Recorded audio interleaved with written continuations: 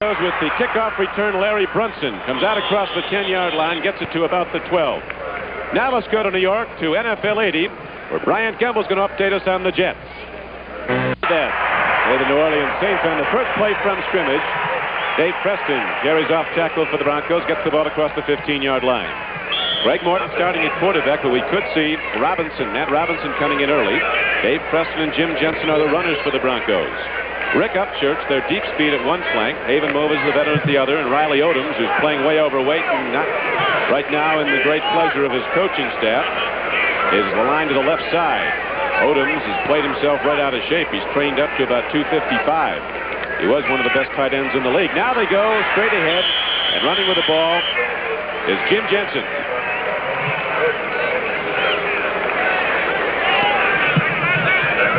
Here's the defensive line for the Oakland Raiders. John Matuzak at left end. Say he's having an all-pro year. The young Oklahoman, Reggie Kinlaw at middle guard.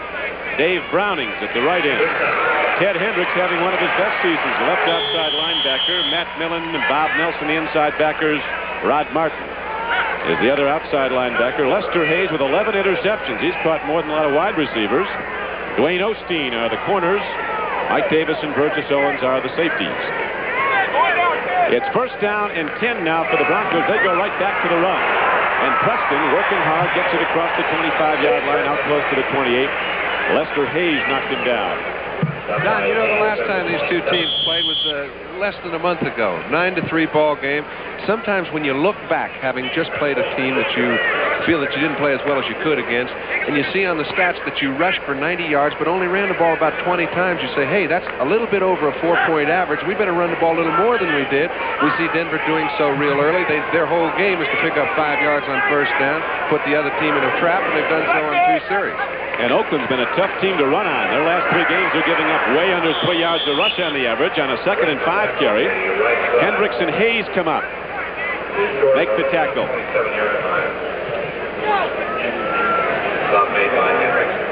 So the knockdown will be at about the 27-yard line, and that'll bring up 3rd down now for Denver. 3rd down and about 3. Oakland is, according to Red Miller, the coach of the Broncos, stops the run early, then brings in the pass rushers and the good defensive backs, stops the pass. They've been awful tough to score on, the Raiders. 3rd down and about 4 now. Morton takes a deep drop, throws over the middle. Look at that stick. The hit is made. It's going to be close to a first down as Lester Hayes and Mike Davis converge on Dave Preston. And now let's switch back to New York to NFL 80 and Brian Gumble. Brian? You kidding me? I thought that game was already put in the Frigidaire. That is something. The Vikings rally back again and take the NFC Central. It's 1st and 10. The Broncos on the pass play did get the first down. Now they go to the run straight up the middle, take the ball to the 35-yard line. Dave Preston is stuck by Matt Millen, big middle backer, one of 2 in there. Millen, a rookie from Penn State. Oakland has always had ex-defensive linemen playing the middle backer. Dan Connor was a former down lineman, so was Monty Johnson in Nebraska, and so was Matt Millen. He was an All-American last year at Penn State. He's kind of playing a down lineman as a linebacker, Donnie. You'll see that he plays the rush very hard on passes he hasn't developed as he will in the next couple of years. Awful big, playing at almost 260. Dave Preston gets the call again and takes the ball out across the 35-yard line and close to the 40. On a 2nd down and 7 carry, he's going to bring up 3rd down now for the Broncos in about 3. Nelson was on the stop. Preston's given the ball 5 times already early in the game, and he's gained 17 yards. Red Miller coaching his first Bronco team that will not be in the playoffs. Reds had 2 divisional champions in the previous 3 years, and of course the one team that went to the Super Bowl. It's 3rd down and a long 2 now for the Broncos, just short of their 40. Morton stands in, throws out of the backfield, makes the connection. Rob Lytle comes it up down the corner and gets inside the Oakland 40.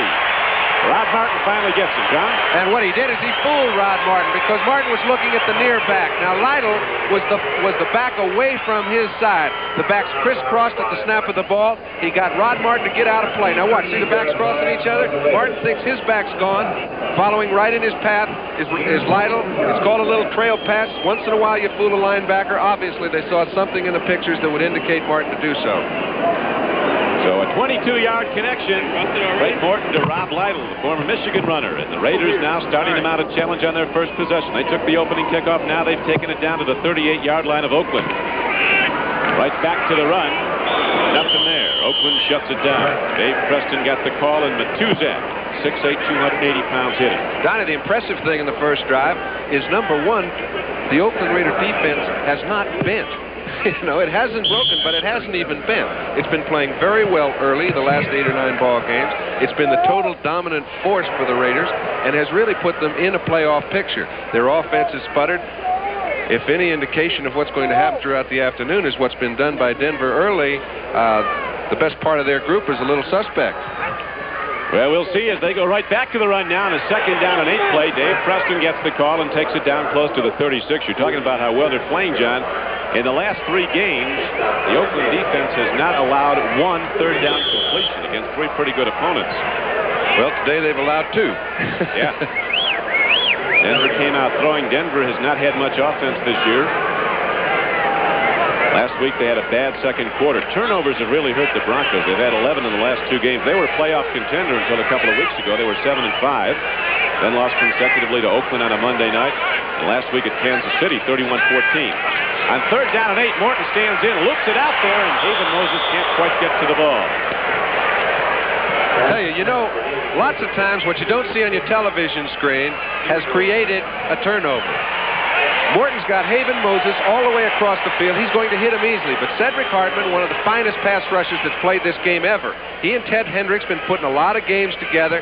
You can see Cedric goes to the outside, just enough pressure. Actually, number 73 hit his own man, forced Morton to go high, and they've got to turn it over. And now we have one of the really great long-range kickers in pro football, a former Oakland Raider, Fred Steinfort, out of Boston College, ready to attempt a long field goal. They're going to hold. Matt Robinson will at the 44-yard line. Oops, what's this? He's looking to throw. He's got him. And this will go the distance. Burgess Owens picks it off. It's a foot race, and Burgess Owens wins going away. So the Broncos go to the well with a trick play, and Burgess Owens takes it away from Riley Otis and goes the distance, 63 yards and a touchdown. And, it was a play that was devised to be a flea flicker where Robinson comes out, throws the ball back. But in the meantime, Jim Jensen had beaten his man all the way down in the end zone. For some reason, Robinson never put his attention on him. As a result, 7 points went the wrong way. Okay, here comes Robinson. Jensen is going down the field. I don't know if he was looking for him, but he never found him. Going out to Riley Odoms. Comes up with the white shirt. Burgess Owens slips it in for 6 points, and the Raiders get off fast when it looks like they were down on the floor. Burgess was sure open, wasn't he? Burgess Owens takes it the distance. Officially, it's a 58-yard return, and the Raiders are on the board. The extra point by Chris Barr is drilled up and good, and so the Raiders strike quickly with their offense not get on the field. A trick play by the Broncos off a fake field goal, and Burgess Owens intercepts in the flat, takes it 58 yards for a touchdown. And look at Matt Robinson, couldn't be feeling any worse. He hasn't played much in the last 5 or 6 games, only 1 series of plays. Now he comes in, he gets a chance to kind of get off the schneid himself because he'd like to make something good happen. He knows he had great expectations when he came out here, hasn't really been used, and it's got to be heartbreaking. On the other side of the coin, this man's all smiles. He really is, and that was the 32nd team interception by the Raiders this season. They're number 1 in the NFL. Washington second with 28 and Dallas third with 27. Burgess Owens, his 3rd interception of the year, and it was a big one. Now San Diego Chargers are watching with great interest, hoping Denver can come up with a win here today. And Don, we have not mentioned a 26-point differential could be a factor if this game gets out of control. We'll get to it a little later. Now the kickoff in the mile-high atmosphere of Denver, Colorado by Barr. Drives Brunson deep in the end zone. He doesn't bring it out. Comes out to the 20 on a touchback. 1st and 10. You have to admire Bud Grant and his Vikings. They were seemingly out of it early in the season, and then when the Cleveland Browns appeared to have them put away today, they rally back. Tommy Kramer, 3 touchdown throws in the 4th quarter. I mean, how many times has Tommy Kramer done it to people? I saw him do it to San Francisco 3 or 4 times. Every time they're ready to make a replacement for him, he comes off with a great ball game. It's only a guy that has great confidence in his own ability that can do a thing like that, and my hat's off to him. A Here's a throw, and the strike is made. A perfect connection. We'd like to welcome all of you now who've been watching the Vikings and the Cleveland Browns. This is Don Criqui with John Brody at Mile High Stadium in Denver, where the Oakland Raiders, with their offense not yet on the field, lead the game 7-0. The Broncos try to fake field goal. The pass by Matt Robinson was intercepted and subsequently returned 58 yards for a Raider touchdown by Burgess Owens. At 7-0 game. Now the Broncos with their second possession, they have the ball just short of their 40. It's a great day in Denver. Temperature in the 70s. Unseasonably warm for December. Clear sunny skies, Mile High sold out for the 80th consecutive home game of the Broncos. Now the Raiders shut down the run as Rob Lytle tries to go wide. And I'll tell you, it's a rare time indeed when they stuff their middle linebacker, Matt Millen, and still get the sort of pursuit that they did outside. You can tell a team that respects a linebacker by how many people hit him. First Odom, then Jensen. They're going to make sure he doesn't get in on the play. He's been their big playmaker against the run over this whole year, and it's rare when a rookie even plays at middle linebacker, and he's played it very well. He's getting some attention. Big Matt Millen, who came to camp at 271. They brought him down to about 255, starting as a rookie. So now it's going to be second down and about 14. Loss on the play. Handoff goes to Lytle. On a slant play, he comes across the 35-yard line, gets to about the 38. The offensive alignment for the Denver Broncos, Craig Morton, a 16-year veteran at quarterback. Preston and Jensen, his runner. Pass catchers for the Broncos, Upchurch and Moses, the wide receivers. Riley Odoms at tight end. Interior blockers, Studdard, Vlasic, Bryant, Howard, and Minor. It's third down and 11 now for Denver. We're in the first quarter. 7:40 to play in it, and the clock is running, and the Oakland Raiders lead the game 7-0. Morton stands in, lofts one downfield. There's the veteran Haven Moses. Out of bounds at Drew. Tried to catch him in between the seam, Don. Just took a little too much off the ball. Had to get it over the first man's head. That's the first mistake the Denver offense has made. The Denver defense hasn't been on the field. It's 7-0. It's our first punt of the game now. Ira Matthews back deep for the Raiders. Some big scores in today. They're all big coming down the stretch with a lot of teams vying for the playoffs. Houston beating Green Bay 22-3. Pittsburgh scoring twice in the fourth quarter to stay alive, beating Kansas City 21-16. Luke Prestridge, who hits it a long way. He's the second punter in the AFC. Drills a line drive way downfield. Ira Matthews at his 6. Here he comes. 15 to the 20, and Matthews turns the corner, gets across the 30, and is run out of bounds at the 31-yard line. So the Raiders send their offense on the field for the first time as they're in the lead. 7-0. The punt 55 yards, but Matthews brought it back 25. We'll be back at Mile High Stadium after this. Back at Mile High Stadium in Denver, Colorado, Don Criqui with John Brody. The Oakland Raiders offense just coming out on the field. They've not yet had the ball for a play from scrimmage, and they lead the game 7-0 on Burgess Owens' 58-yard return of an intercepted pass. So we got something good going here right now as the Raiders looking to keep pace with San Diego. Monken at quarterback. Handoff goes to Arthur Whittington right up the middle, and he takes the ball to the 35-yard line. The Oakland offensive lineup, Jim Plunkett at quarterback. Arthur Whittington in the starting backfield and replacing Kenny King. Mark Van Eegen is the fullback. The wide receivers for the Raiders, Cliff Branch will be on one flank, Bob Chandler on another. Raymond Chester's the tight end. And those great big Oakland blockers who do such a great job, Shell, Upshaw, Dalby, Marvin, and Lawrence. Now, Plunkett with time, throws in the flat, and it almost went the other way with Broncos picking it off. Here's a throw, though, to Arthur Whittington on a second down and 6 play that gets ahead across the 50 and down to the 47-yard line, an 18-yard gain. Don, how he even picked him up was amazing to me because he was looking straight down the field. He had to know Whittington was standing out on the sideline, and then to be able to tell he had enough room to get the ball in there was another feat because he had to look over his blockers at this point. He comes to him late. I like the fact that the throw sometimes tell you something. He came out and fired the ball. I haven't seen him putting a lot on the ball in recent weeks, and I think when he's firing it good and hard, they're a lot more effective. Well, the Raider offense has been down in recent weeks. Now they go to Van Eegen on a 1st and 10 play, and he takes the ball down close to the 45-yard line. They were talking, John, about the Raider defense probably playing as well as it ever has. They said the Raider offense might have left for L.A. already, though, the last 3 weeks. It might be playing worse than I've ever seen the Raider offense play, and Plunkett's the one guy that can change that around. These are the guys that have to play for him. Van Egan, the big fullback. Rob Lytle apparently injured a right ankle, so he's going off right now.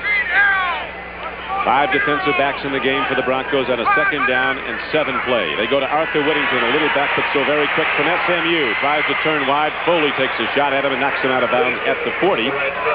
It'll bring up 3rd and about 3. Barney Chavis, Reuben Carter, and Bryson Manor, the front 3 and the 3-4 Denver linemen. Rob Nairn, the left outside, replacing Bob Swenson, who's been out for the season. Interior linebackers Evans and Gradishar, Jackson the other, and there are the deep backs. Louis Wright and Aaron Kyle at the corners, Bill Thompson and Steve Foley are the safeties.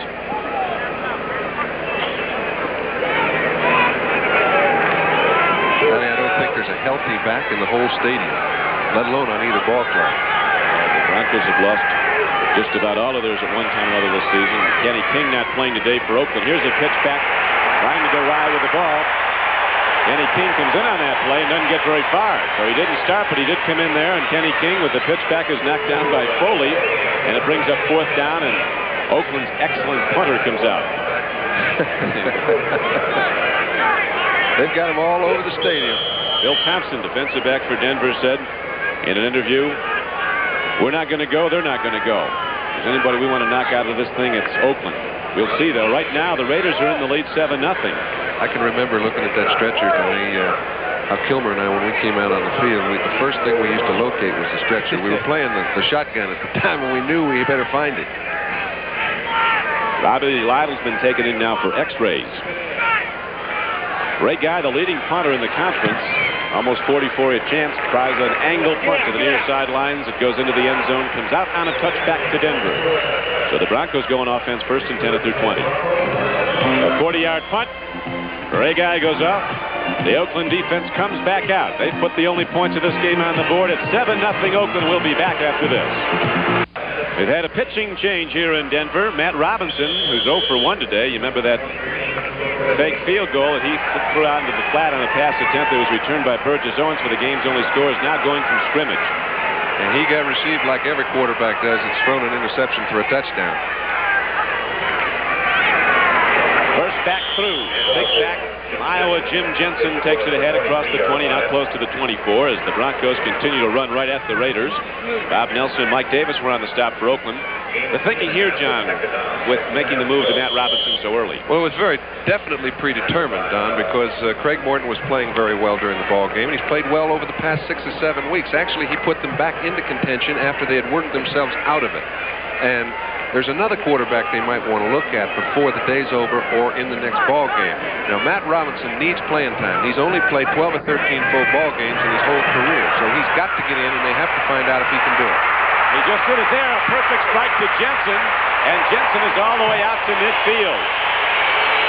A 28-yard throw and subsequent run for the first down brings the ball across the midfield line into the Oakland side of the field. And the things he has, people are looking for if you're a coach is how disciplined is his drop. Does he go back, plant, stay in there, and wait for somebody to come open? He did that perfectly on that play.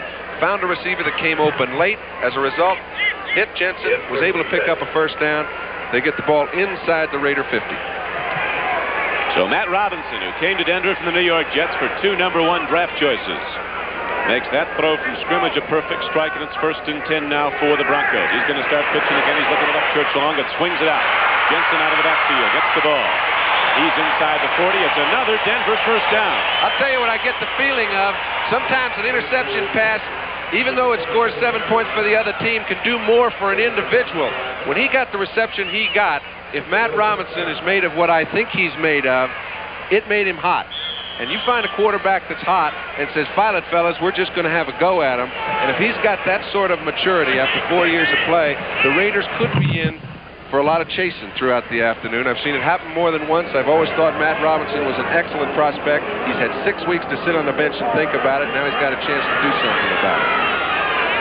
He came out of the University of Georgia, a relatively low draft choice of the Jets, but distinguished himself in limited playing time. And then there was the controversy last year whether or not he should be starting or the incumbent should be going with it. They finally kept Richard Todd and traded Matt Robinson out here. This time Preston's run is knocked down by Dave Browning at about the 33-yard line.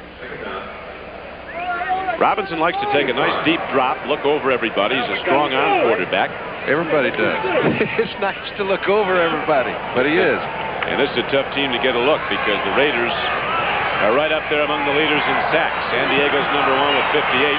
Oakland has 46. They had 33 all of last year. They're third in the NFL right now in sacks. Here's Jensen running hard, and Browning finally runs him down, but he's inside the 30 on a 2nd down and 6 carry. Bob Nelson was also on the play.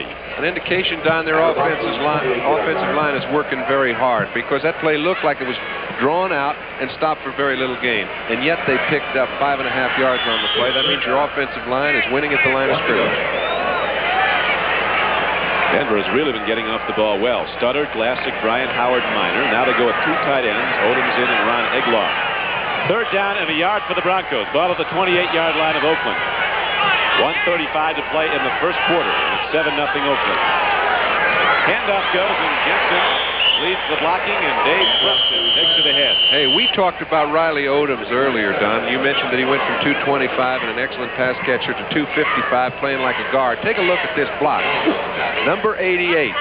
Ted Hendricks is a very difficult man to move off the line of scrimmage. He creates a hole just big enough for them to pick up a 1st down. He did his job that time. He sure did. Maybe the big guy wants to move inside. I think they're going to accommodate him.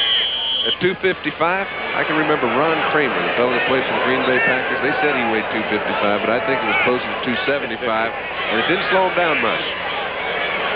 Now the Broncos are not slowed down as they continue to move the ball at Oakland. They've moved the ball well. They had the one mistake that led to the game's only point. The interception returned by Burgess Owens for a touchdown. Robinson plays faking very nicely. Throws. He's got Odom. Riley Upton takes down the defender and goes down the 3-yard line. Lester Hayes at 190 pounds takes Riley Odom to 250 plus. Riley made an excellent catch. The play was really made by Robinson's fake. He fooled Hendricks enough to where he created an opening.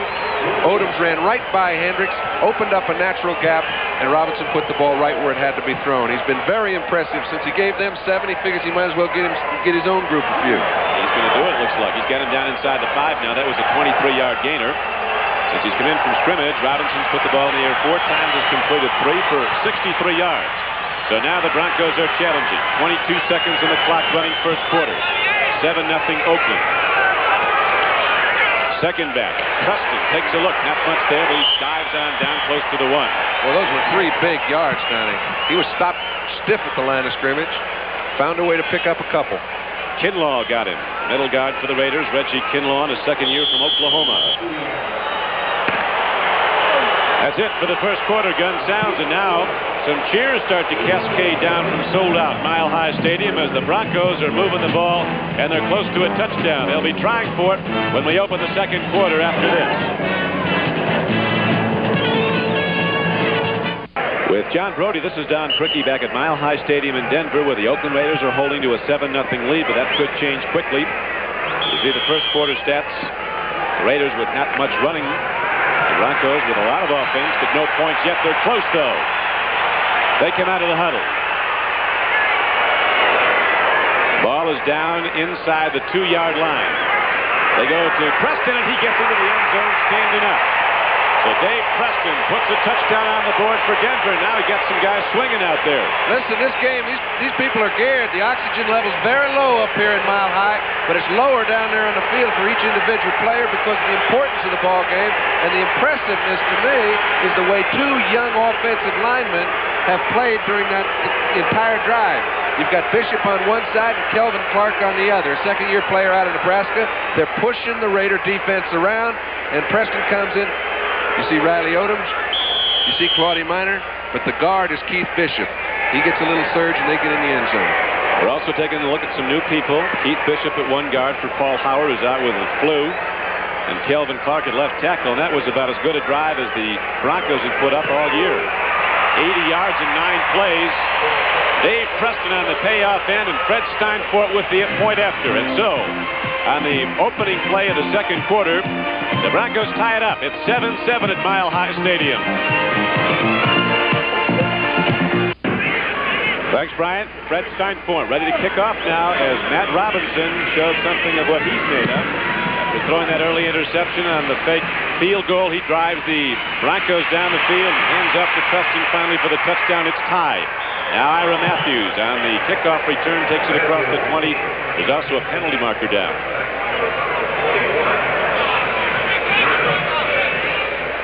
We'll get that call with 14:46 left to play in the first half. Dick Jorgensen, our referee, and a hold is called against the Raiders. They'll close out the regular season next Sunday at Giant Stadium in New Jersey against the New York Giants. You know, Don, I so often hear the term, I think that the Raiders have to win the ball game, so they'll be the team. Holding number 56, receiving team, first down.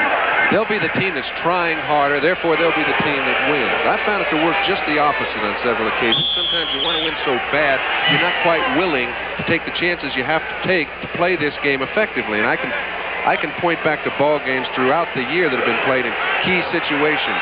10-7, Buffalo and L.A. last week. You see these guys 9-3 the last time they played. 6-0, Pittsburgh and Houston.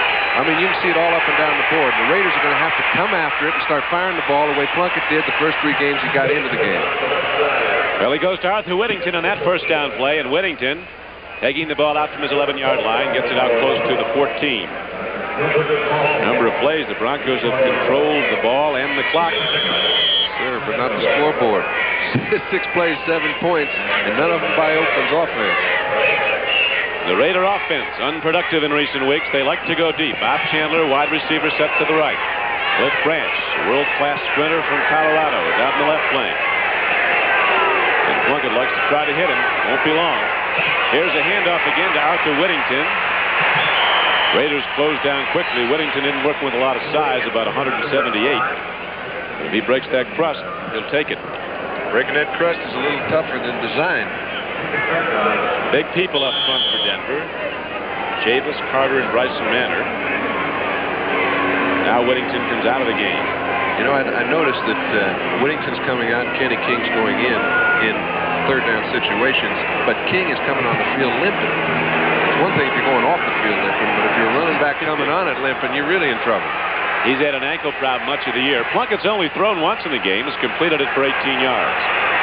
It's third down and 5. Plunkett with a deep drop. Rulon Jones almost got him. Now Plunkett runs with the ball and does all right. And he picked up a first down with a nifty little move right there about the 20-yard line, Partsy.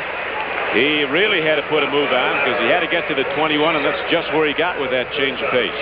Don, let's take a look. There has been some statements about Jim Plunkett's undisciplined drop. 5 yards, 10 yards, you name it. Something has to happen where you go back the same distance every time. You can see people are coming back at you. The surge was excellent. There was nowhere Plunkett could go that time. He had to take the course he took and picked up the first on his own. Plunkett's been quite a story, quite an odyssey out of Stanford. The Heisman Trophy year, the Maxwell Award back in 70, quarterbacking the upset in the Rose Bowl of Ohio State. Now he eludes the pass rush again. He lets her rip, and he's got a man coming back at the ball, incomplete. His tight end Chester comes back at the ball. Jim Plunkett throwing hard. It's incomplete. Well, I'll tell you, they've been sacked a whole lot of times, more than I can ever remember a team being sacked. But you can take a look. When a man's coming from your blind side, that time Joe Rizzo, number 59, for Plunkett to be able to feel him and get away from him, get the ball back to the line of scrimmage is quite a play. So far, the comments that are made about Jim Plunkett not standing in the same spot where the offensive line feels secure with him around him doesn't come into play because they've been back there as quick as he has. He's moving well. Now it's going to be second down and 10 for the Raiders. They go to the run. Here's Kenny King turning the corner, bad ankle and all. The Denver Broncos are giving away nothing. Tom Jackson, who's as fast as most of the wide receivers in this league, comes from the outside linebacker position. He really wants to beat the Raiders. We don't go, they don't go, says Jackson. Contrary to what the Raiders would like to do, Donnie, they're going to have to fire that ball up because when you have two running backs, both Whittington and King are hurt. All right? They don't feature the run that much when they're healthy. But when they're hurt, they better put the ball up. Raiders now send 2 wide receivers out to the right. Chandler is wide. Branch is in the slot. And Chester, the tight end who can go deep, is on the left side. Here's Plunkett with a drop. Big rush. Stands in. Lets a rip long. Going for the ball is Raymond Chester. He has the football at the 40. And is down inside the 35-yard line. A perfect connection. Plunkett with the home run ball, and his tight end Raymond Chester is underneath it 47 yards downfield. Don, I've seen Jim Plunkett in 5 instrumental plays offensively. He's done the only thing that he could do from the position he stood. You can see he feels the pressure up front. It's getting pretty close to him, but he hangs in there, puts the ball in between 2 defenders, hits Raymond Chester on the dead run, and, you know, we had a pretty good angle to see what Plunkett could see. He couldn't see squat down there. All right, here's Bob Chandler trying to get rid of Louis Wright, unsuccessfully, but the man he did pick out was open, came up with the ball. And it's taken 5. Need that up here. And now the Raiders get their first big play from the offense of this day. Game is tied 7-7. Plunkett taking a look again, wants some more of it. He's got a man open. Derek Ramsey, another tight end in the game, going for the football. Ramsey was wide open. The former quarterback at Kentucky, a tight end at Oakland. He had the defense put away. You got that straight, and Plunkett threw the ball straight over Ramsey's head. It's the toughest play in the world for both a quarterback to throw and a receiver to catch. If you can't find the ball, you can't accelerate to get it. And when you're looking straight back over your shoulder and the ball's coming right over the back of your head, to find it is tough. Red Miller and his Bronco defense been tough all season, although the offense hasn't put up a lot of points for them. Now it's 2nd down and 10 for the Raiders. In a tie game, 7-7, second quarter. Plunkett rolls out again. Throws and that's flag. They're flying in from every direction here. They went to get Cliff Branch's head, and they got it. Don, Plunkett, first of all, had Branch one-on-one and had him open, but he had to move out of the pocket. Whether he had to move out or he elected to move out, it's hard for me to comment on. But you'll see Branch, when he gets down the field and he makes his break, he's on a one-on-one situation out there on the corner. Now, I don't care what Kyle's doing. He can't cover Cliff Branch one-on-one. The only way he can do it is get after his helmet and try to keep him from scoring. As they say, there's only about 6 guys in the world faster than Cliff Branch, and none of them play for Denver. So they got to keep him contained. He'll go deep. Now it's a 12-yard assessment on the penalty. Here's Kenny King. He's got lots of moves left despite the bad wheel. And Kenny King on a first down carry comes down to the 18-yard line. He got 4. The middle guard, big Reuben Carter, made the knockdown. Hey, he'll be able to run the ball if his offensive line, that time Upshaw and Shell, move people out of there the way they did then. Upshaw and Shell have been doing it for a long time on the left side. Art Shell in his 13th year at left tackle, and Gene Upshaw in his 14th season at left guard. Nobody knows how big Art Shell is. They haven't weighed him in 10 years. Got to be 300 at least. He can move. Now it's 2nd down and 6. Plunkett, deep drop, throws on the run, and Chandler can't hang on to the fastball. He didn't drop many. Plunkett still got the gun. The important thing is Jim is firing it. I know people say, hey, you don't have to fire it that hard. There's nobody that can come up with the ball. But for Jim Plunkett, when he's firing the ball around the field, he comes up with a lot better percentage than when he's not. We were talking, John, about his odyssey from Stanford, the great years, the Heisman, the Maxwell, the victory over Ohio State in the Rose Bowl, the upset, then the #1 draft choice in the league, going to New England, the great first season with 19 touchdown passes, then the injuries, shoulder operation, 3 various knee operations, and finally he came to Oakland as a free agent. Now he's looking like the Jim Plunkett of old. He's trying to get to Ray Chester. He's got him out there, but Chester can't hold on at the back of the end zone. On a 3rd down and 6 play, Plunkett almost connects for the strike. The field goal unit is out. And that was a good enough throw, Don, to where a great catch by Raymond Chester, who's made many. I think this guy is great. When he's running away from the quarterback and the ball is thrown over his head, he's as fine at catching the ball with his arms outstretched as any player at tight end in this game. He'll bring down 7 or 8 out of 10 of those. That could easily have been a touchdown, and it was a good throw by Plunkett. A very good throw, almost there. Now the field goal unit is out, and Chris Barr will try to break the tie with Bob Chandler holding. Barr's had some problems. He's been good in close, but he's 4 of 16 outside the 40. This will be a 36-yard attempt.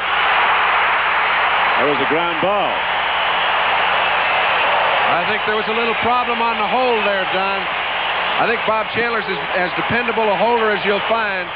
That time, I do not think the ball was set down properly. I don't know if we'll be able to see it in the replay. Yeah. A hard-hit ground ball. Only the holder and kicker know, pal, but let's see. We might be able to pick it out. Yep, you can see the ball went right down on the ground just before he made contact. Larry Cirillo, our producer today for NBC. Ted Nathanson, our director. The game is tied 7-7, and we'll come back when Denver has the ball right after this. We mentioned there might have been a problem between holder and kicker. Watch the ball just before Barr's foot gets to it. It's laying flat along the surface of the turf. Very difficult to get it up over the goalpost. Did not work. Denver takes over the ball, 1st and 10 at their 20. Up Church's wide left. Raiders play those wide receivers tight. They bump and run with him. Robinson wants to put it up, and he does. Guns the ball downfield. It's caught. Haven Moses, they were looking at Riley Odom as a tight end. He couldn't get it. But Haven Moses was in a deeper pattern and makes the big reception for a first down to the 43. Yes, sir. Those are great patterns. If you don't hit one, get the other. I'm not sure whether he was throwing the ball to Odoms or whether he was waiting for Moses. I do know that Odoms had run out of the pattern all the way through. He actually tipped the ball, and Moses still came up with it. 3 years ago, that, of course, would have been illegal. Subsequent touches by offensive players, but now it goes. So Robinson, after throwing that early interception that Burgess Owens ran back for a touchdown off the fake field goal, is really throwing strikes. It's 1st and 10 out to the 43. Pitch back goes, and Preston, a slash, comes out across the 40 to the 44-yard line. Got only one. Kinlaw, the middle guard from Oklahoma, got him. Kinlaw wasn't drafted until the 12th round 2 years ago because he'd had a knee problem at Oklahoma. The knee's been fine, and he's been about as good a middle guard as there is. He's not real big, about 240, but they can't block him. He's so quick. And you know, a 12th draft choice is really up against it when he comes into a training camp because coaches are always waiting to find out what it is he couldn't do. All right, now in this case, they knew he had a bad limb, but they still wouldn't have picked him on the first round. You follow me? It's one of those deals that Oakland comes up with year in and year out, and he just played super. He's right on the nose of the best offensive lineman the Denver Broncos have, center Bill Bryant. Robinson throws out of the backfield. Free ball, and Lester Hayes has his 12th interception. Lester's caught more than a lot of wide receivers. We've got a penalty down. It's in the area where it could be holding, but you never know. Raiders think it is. Number 54, offense. Decline, first down. They got the rookie Keith Bishop was in at right guard in a hole, but it, of course, is declined as the Raiders get the interception. We'll watch again now as Lester Hayes gets number 12. He's the National Football League leader. And let's watch number 54. Bishop got a piece of Matusak. I'd say rather than let him get your quarterbacks, I'll take the hold. Yeah. Well, Lester Hayes with 12 interceptions, and 3 of previous interceptions were called back because of penalties. That's how good he's been. We'll be back.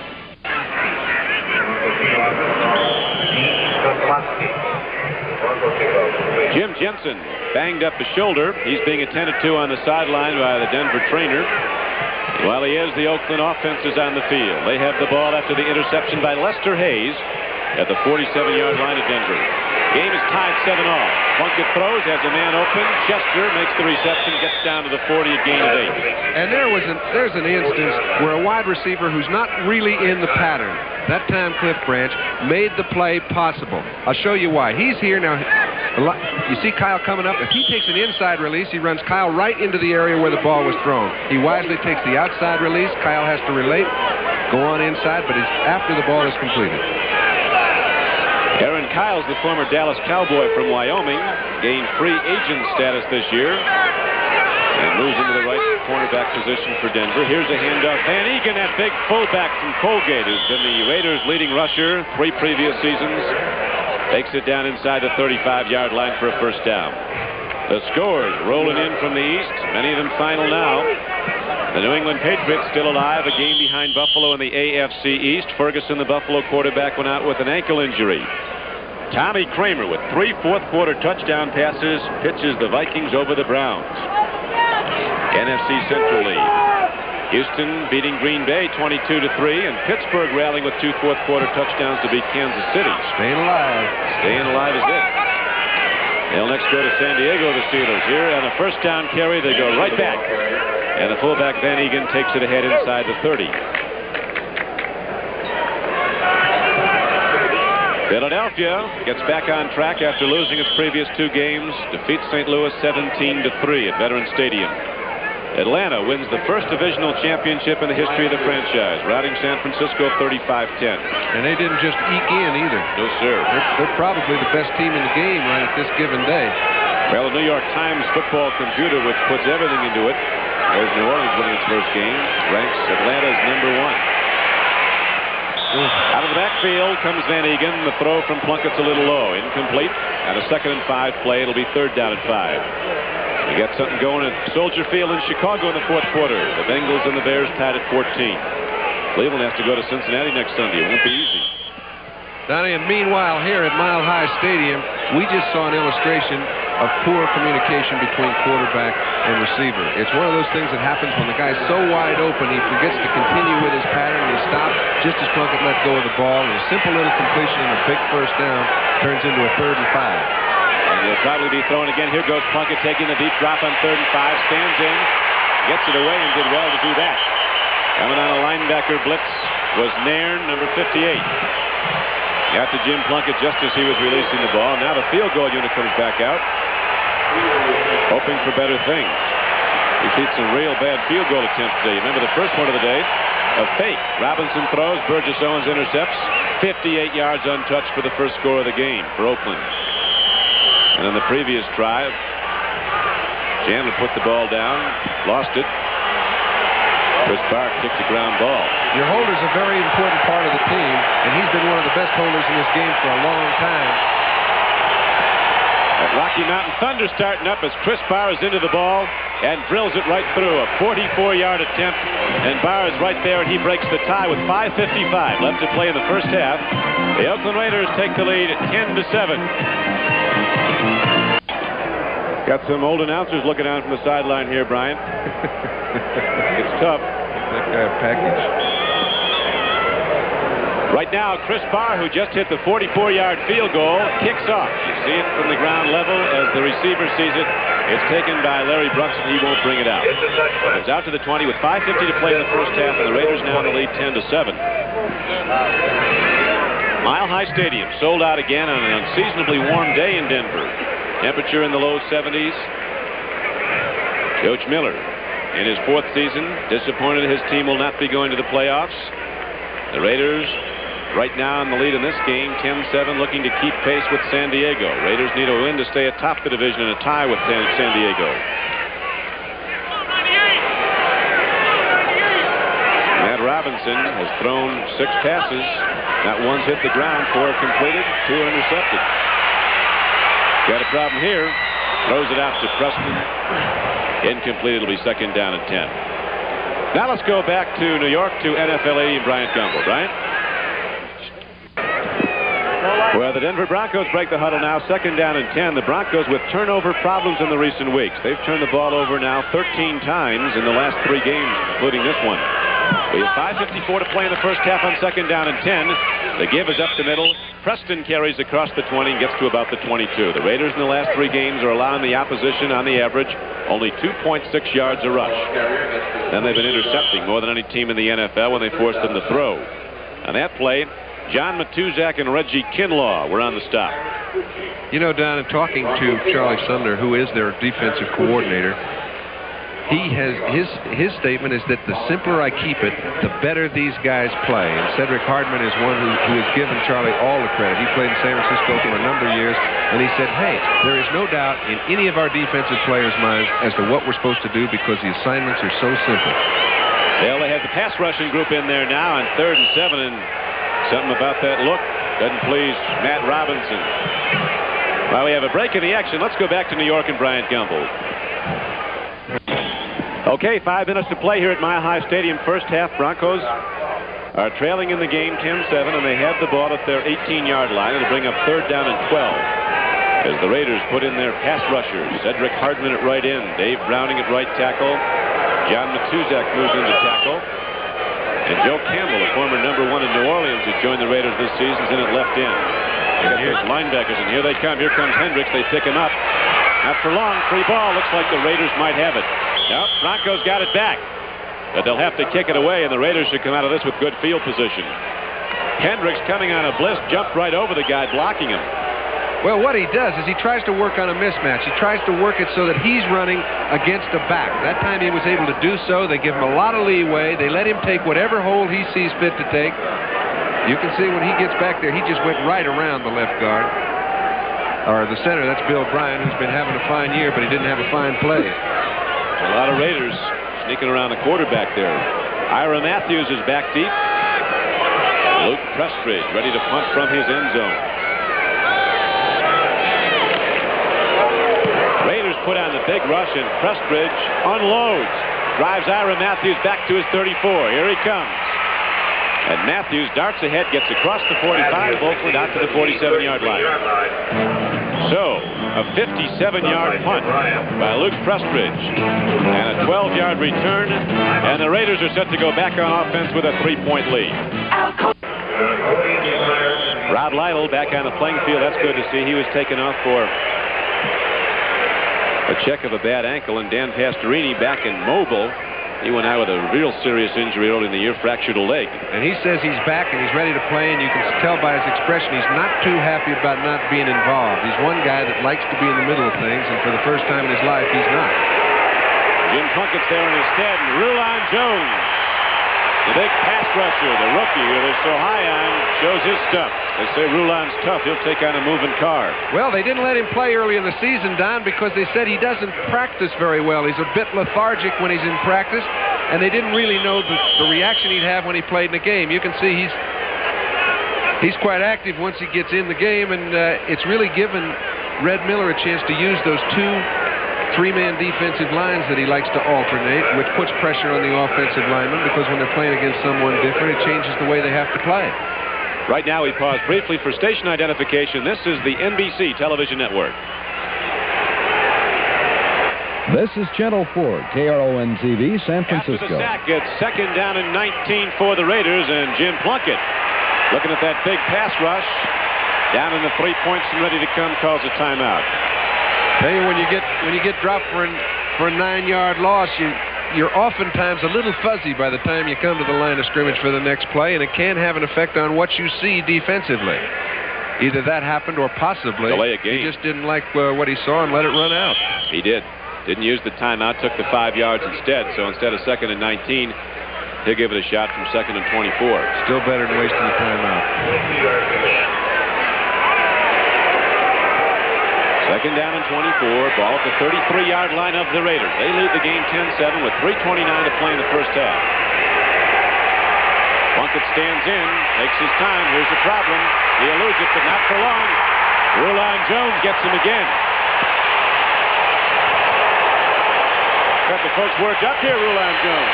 Well, I tell you what, he ought to have Plunkett pretty well worked up. He's got about 4 miles to go for a first down. That's when a quarterback gets hurt, is when he's standing back there trying to make something happen and starts to move out of the pocket going sideways. If you're going to move out, I've found the most success happens when you come on up. Get up, Jim, somewhere, because once you start to go sideways, you get hit from all kind of angles, and he's been taking a beating for the last 5 games that way. Yeah, he's taken a beating the last couple of plays now as they thrown all the way back to a 3rd and 38 situation. The ball at the 17-yard line of the Raiders. They just look for a little room. Arthur Whittington doing his best. There's not much there. He got to the 21. Don Latimer in the defensive line made the stop. Going to take a 36-yard punt to get back to the line of scrimmage. Boy, isn't that the truth? So Ray Guy will come in now to hit it as far as he can. As big Rulon Jones from Utah State, a rookie. Really got after it. 2 sacks. And that sequence of downs. This is Ray Guy's 2nd punt of the day. His first was for 40 yards. He was angling for the sideline. Now he's going to try to unload. Great average. Best in the American Conference. 2nd best in the NFL. And Dave Jennings of the Giants.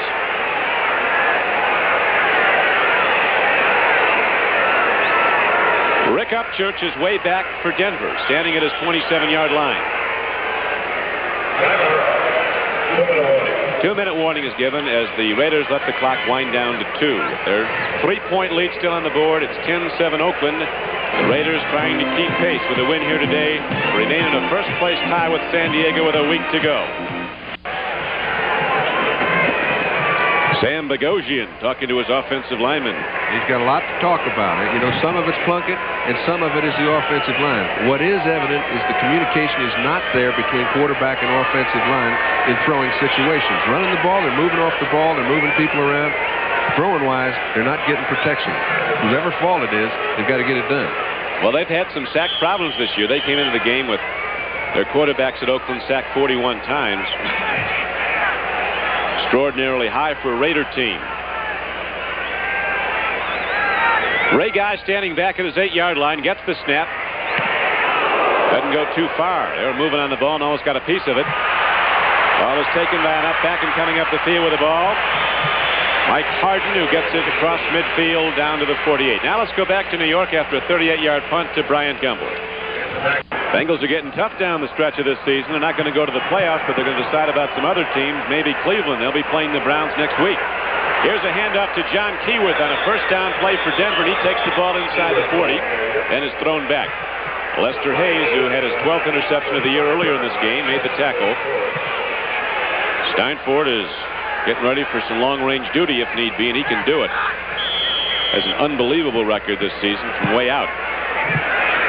On second down and 8, a throw goes up the middle. Free football. It's up for grabs, and the Raiders have it. Look at that ball, beautifully picked up by Mike Davis, the strong safety. Never broke stride. Got it on the one hop, and now the Raiders turn it right around and get the ball at their 48-yard line. Very well executed play by the offense of Denver until he got hit. That's the third turnover in bad situations when it looked like they were moving. The third turnover of the game, 2 interceptions of Matt Robinson. Now a fumble recovery, and Oakland has the ball back. Shaken up. Both quarterbacks have felt the pressure today. They're smiling about it. Well, he's all right. I think what happened is his life gets very rough for a quarterback, as we see Tom Glassick, who also got shaken up on the play when you've thrown an interception. He comes back, and you'll notice he's standing extremely still in the pocket, which is an excellent quality.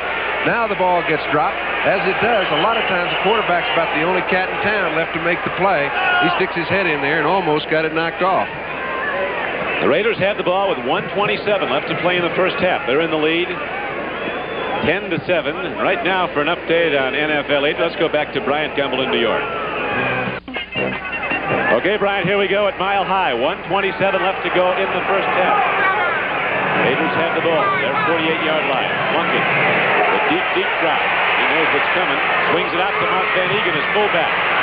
A couple guys knocked him down, and Van Eegen gets ahead for 11 yards and a first down, down to the 41. On first down, Donnie, and they've got to hurry up, so I won't take long saying it.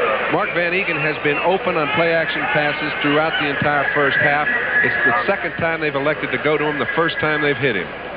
The lights are completely out right now for Tom Jackson. And a lot of people down on this one. 1:13 left to play in the first half. Tom Jackson attended to was shaken up on a block. So we'll be returning to Mile High Stadium, and when we do, it'll be first down for Oakland at the 41-yard line of Denver. The preceding announcement was furnished as a public service by the National Football League. With John Brody, this is Don Crickey. Tom Jackson up and okay coming off the field. We watch Van Eegen. Boy, when you get somebody in the middle of the field, the action level starts from all different directions. Van Eegen got hit pretty hard by 2 linebackers that are exceptional. One of them didn't come out of it very well. He'll be back. He will stick his nose in there right into a buzzsaw. Look at Cincinnati. Beats the Bears. Jack Thompson got him off fast. He's going to be a good one. Lane throwing Samoan from Washington State. Here's Plunkett now. First and 10. Lets her go long. Branch is out there. He's inside the 20. And Cliff Branch is down to the 15-yard line. The clock winds down to 1:03, and it's stopped by an Oakland timeout. A 26-yard gain. Here it is again, John. Cliff Branch ran a superb pattern. It was very easy. When you get somebody in motion, they can get away from the linebackers. He's coming right across Plunkett's face. Jim had no problem finding him, less problem hitting him. They pick up a big first down about the 16-yard line. They've got 2 timeouts left and a whole minute and 3 seconds to play with.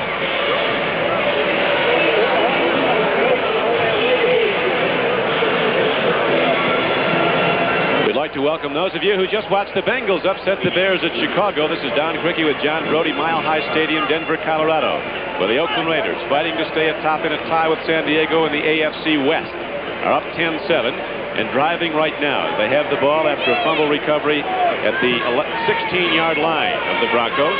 And the impressive thing to me as we look at Jim Plunkett is the attack, the strategy of the attack. They have thrown the ball. They have been a lot more creative than in the past 4 or 5 weeks.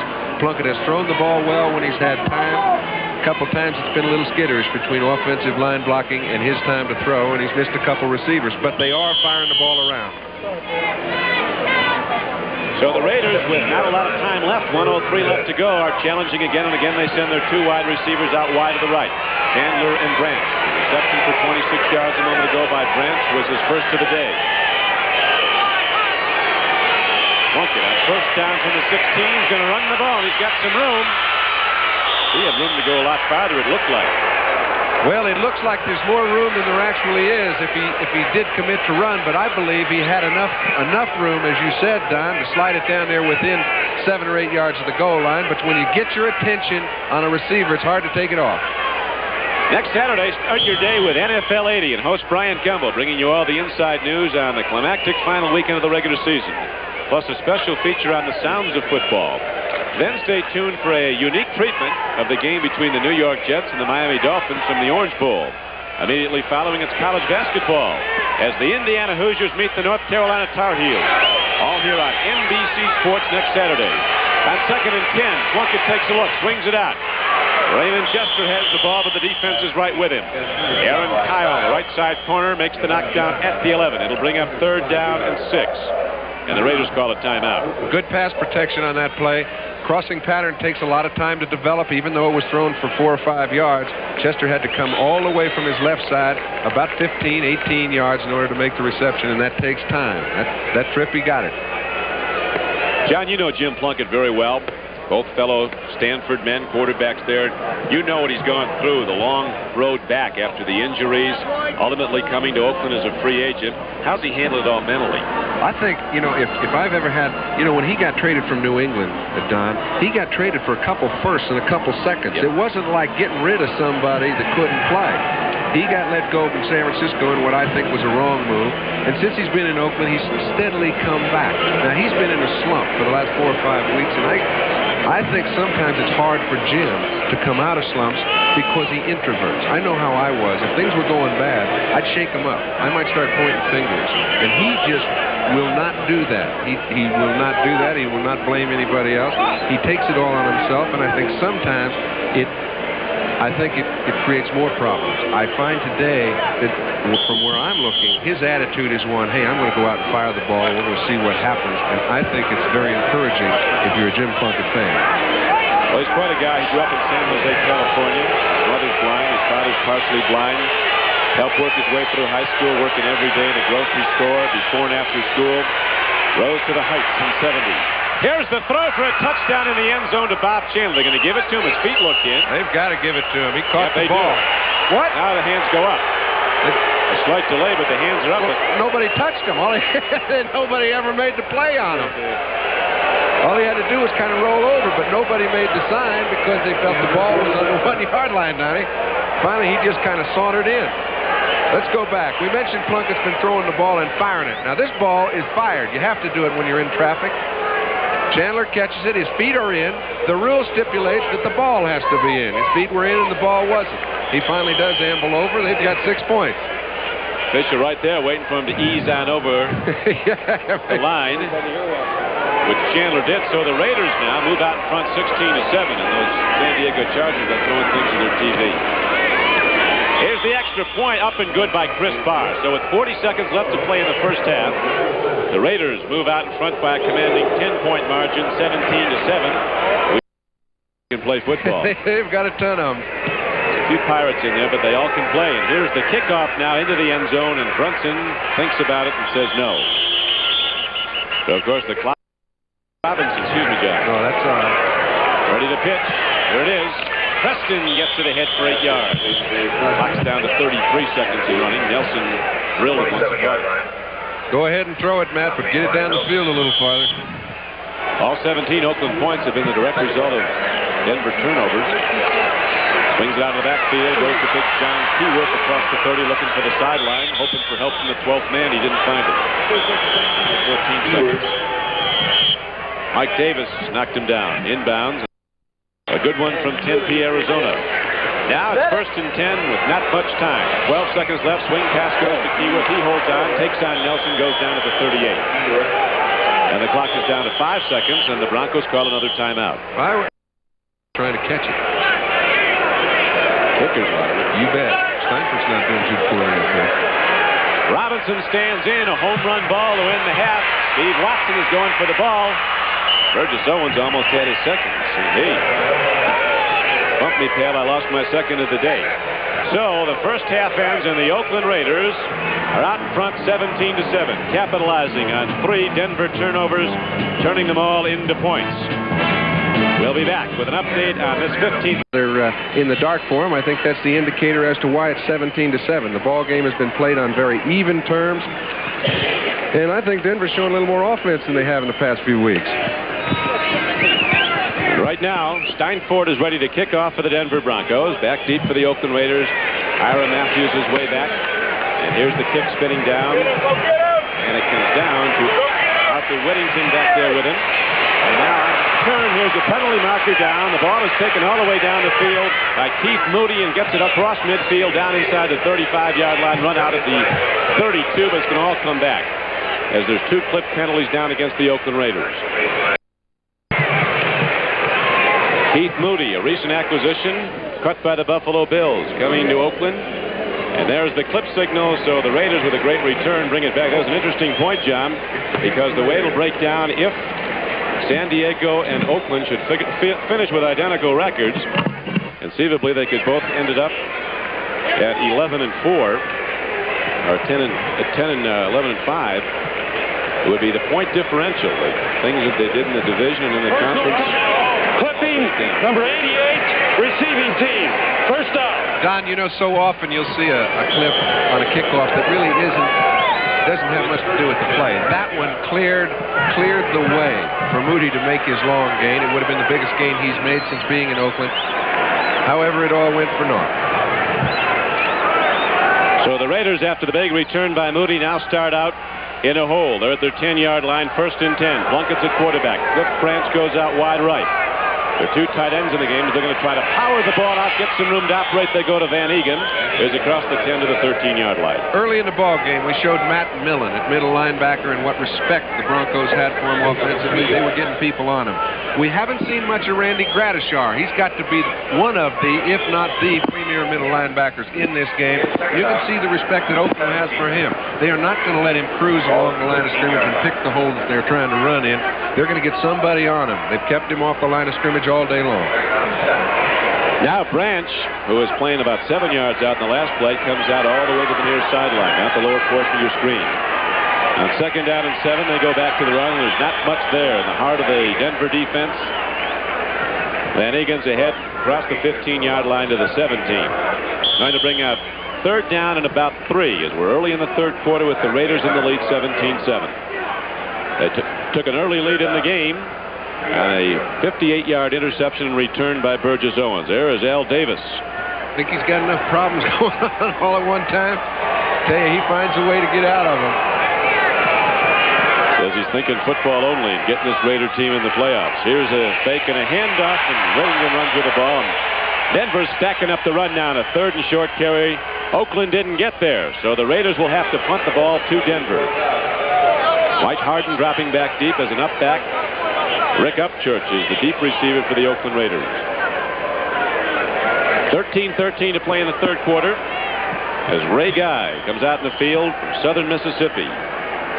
One of the few punters ever drafted in the 1st round of the National Football League. He's a Major League Baseball prospect. Could have played shortstop, they said, in the Major League.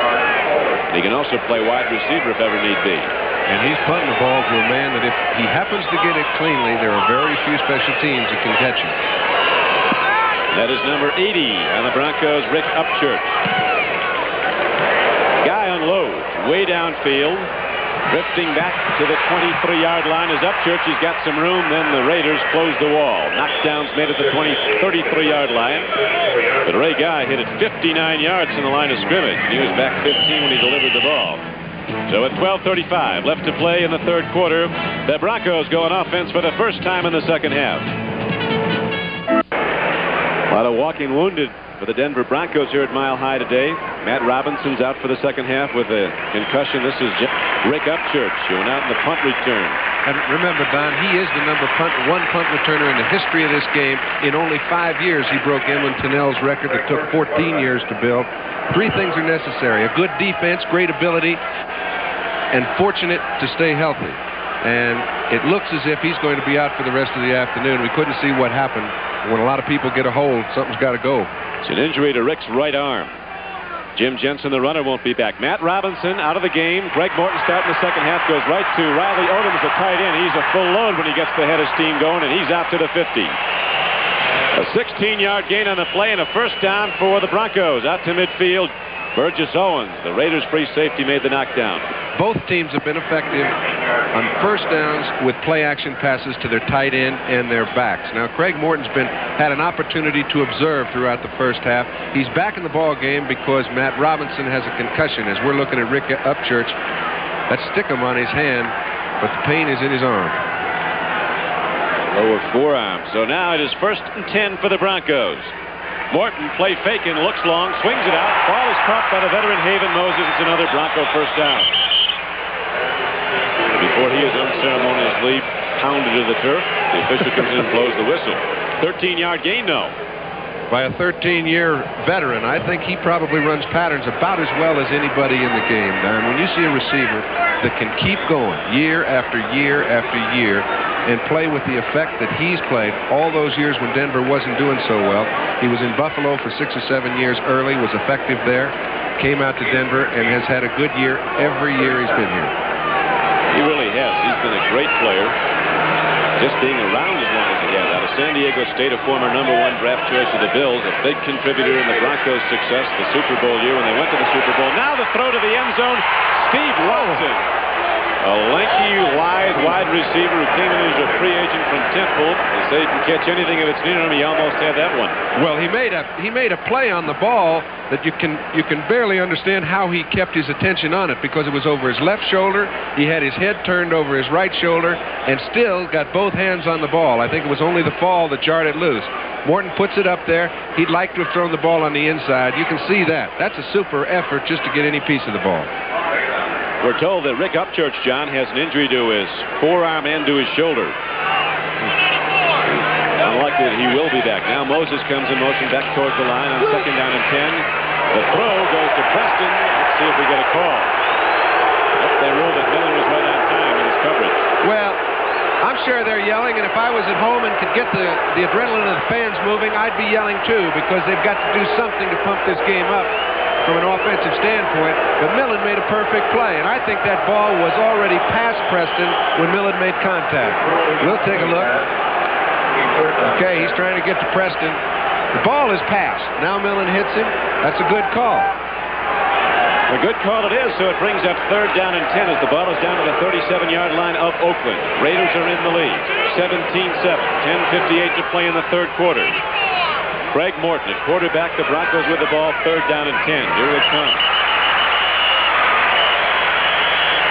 Penalty markers go down, and the play is nullified on the whistle. The penalty before the snap.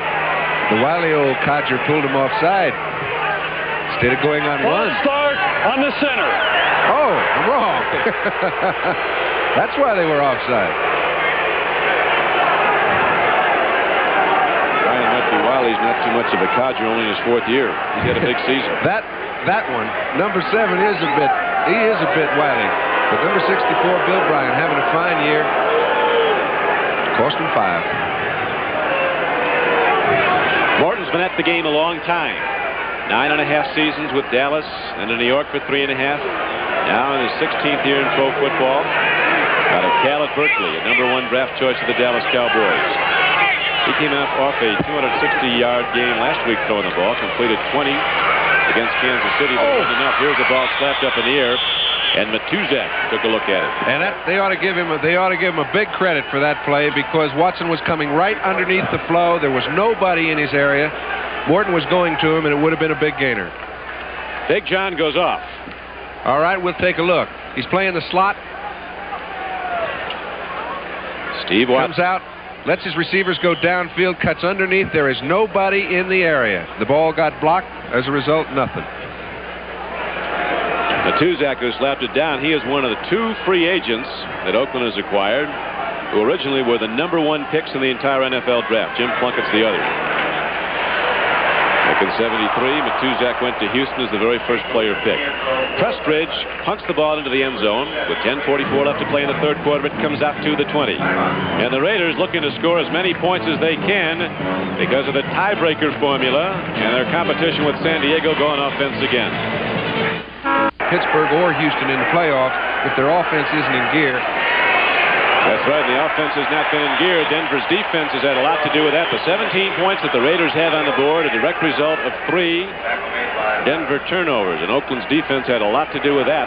People around the Raider organization say this might be the best any Raider defense has played ever. They've gone the recent weeks. And you can't win without one. But you have to have some offense. And in the first half, they showed me that it looked like they were starting to throw the ball around the infield a little bit. I'd like to see it in this half. As we were mentioning earlier, there was talk that Al Davis sent his offense to L.A. early. But Plunkett's going to try to go deep before long. He wants as much as he can get. Here's a handoff to Van Egan, and he gets the ball across the 20 out close to the 23-yard line. It's like when the L.A. Rams are going to move from the Coliseum to Anaheim. Somebody wrote that they'll never make it. They'll get to Buena Park and have to punt. All right, we're looking at Charlie Sumner, who the ball players all credit with putting together a very simple, effective, and in my consideration, an awesome defense. Charlie Sumner's known a lot about this game for a long time. He played strong safety with the old Chicago Bears. And I found him wrapped around my shoulders on several occasions. It wasn't Larry Wilson that started the safety blitz. It was Charlie Sumner. Right now, we have Jim Plunkett taking a deep drop on 3rd down and 6. Rosen makes the connection to Van Egan. Nice play by Mark. It really was. He's made a lot of them over the years. Van Egan in his 7th year from Colgate. The #2 all-time Oakland rusher, so dependable, has 651 yards rushing coming into this game today. Been slowed a little bit by a leg muscle pull. Had some 1,000-yard seasons for the Raiders. He's always, as you mentioned, dependable. Reliable, catches the ball, and he blocks. Larry Brunson is back as a single return man now, replacing Rick Upchurch, who is shaken up as Ray Guy is ready to punt for the 2nd time in the 2nd half. We have 9:18 to play in the 3rd quarter. Guy's last little number was 59 yards. Brunson's thrown him a lot of respect. He's back inside the 25-yard line. Big rush. Raiders almost got it. Did they get Ray Guy? No flag. Brunson got it. Living dangerously. He swept right under. A 46-yard punt. No return. Don, you don't find many teams even try to block punts against Ray Guy. Once a guy establishes a pattern that you can't get the ball, you file it. You try to return it better. They went after him. He still got it off. They put on the act. The call didn't go, though. The punt does, and the Broncos have the ball when we come back. With John Brody, Don Criqui back at Mile High Stadium in Denver with the Raiders, looking to keep in a first-place tie with San Diego in the AFC West. They're leading 17-7. Red Miller's offense able to put up 1 touchdown in a sustained drive. Here is a good throw. Greg Morton pitches it out, timing pattern to Steve Watson, 6'4", 195, a former basketball player. He stretches out and gets it. I haven't had a chance to see Steve Watson catch the ball that often, but he's a kid that they know has 4'4", 4'45" speed. I'm impressed with the way he gets on the ball, keeps his attention on it, and comes down with it. That ball that he didn't come up with in the end zone was an excellent effort, and this was a great catch. It was an excellent catch, and it's a first down now for the Broncos. The ball is out to their 41-yard line. Morton started the game, gave way in the first quarter to Matt Robinson. He was shaken up. Morton back in to start the 2nd half, and here's a test to Preston, and penalty markers go down all over as Preston is taken down at the 49-yard line. Well, I think what you saw was a little defensive holding, if you want an opinion, because just as the ball was thrown, the flags were thrown, and the wide receivers were very close to the defensive backs.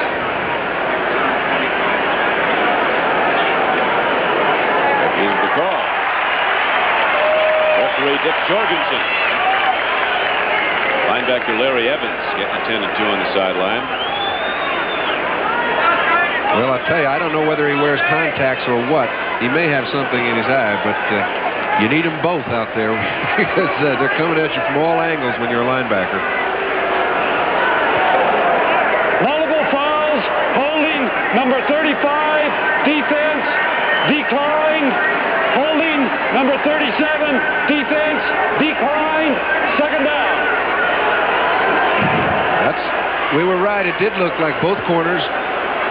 You know, it's a good quarterback that can kind of feel their receivers held up, that can put the ball in the air at the same time. And Craig does it a lot more than some others might. There are a lot of qualities that Craig employs into that group that go unnoticed. Not by the players, but by the fan. He's not very mobile, but I'll tell you what, if you're an offensive lineman, they like to know where you're going to be. And he's going to be in the same spot every time he goes back. Morton's pretty predictable that way. He's not about to run unless something real dire happens. It's 2nd down and 2. Look at this. Now he stands in.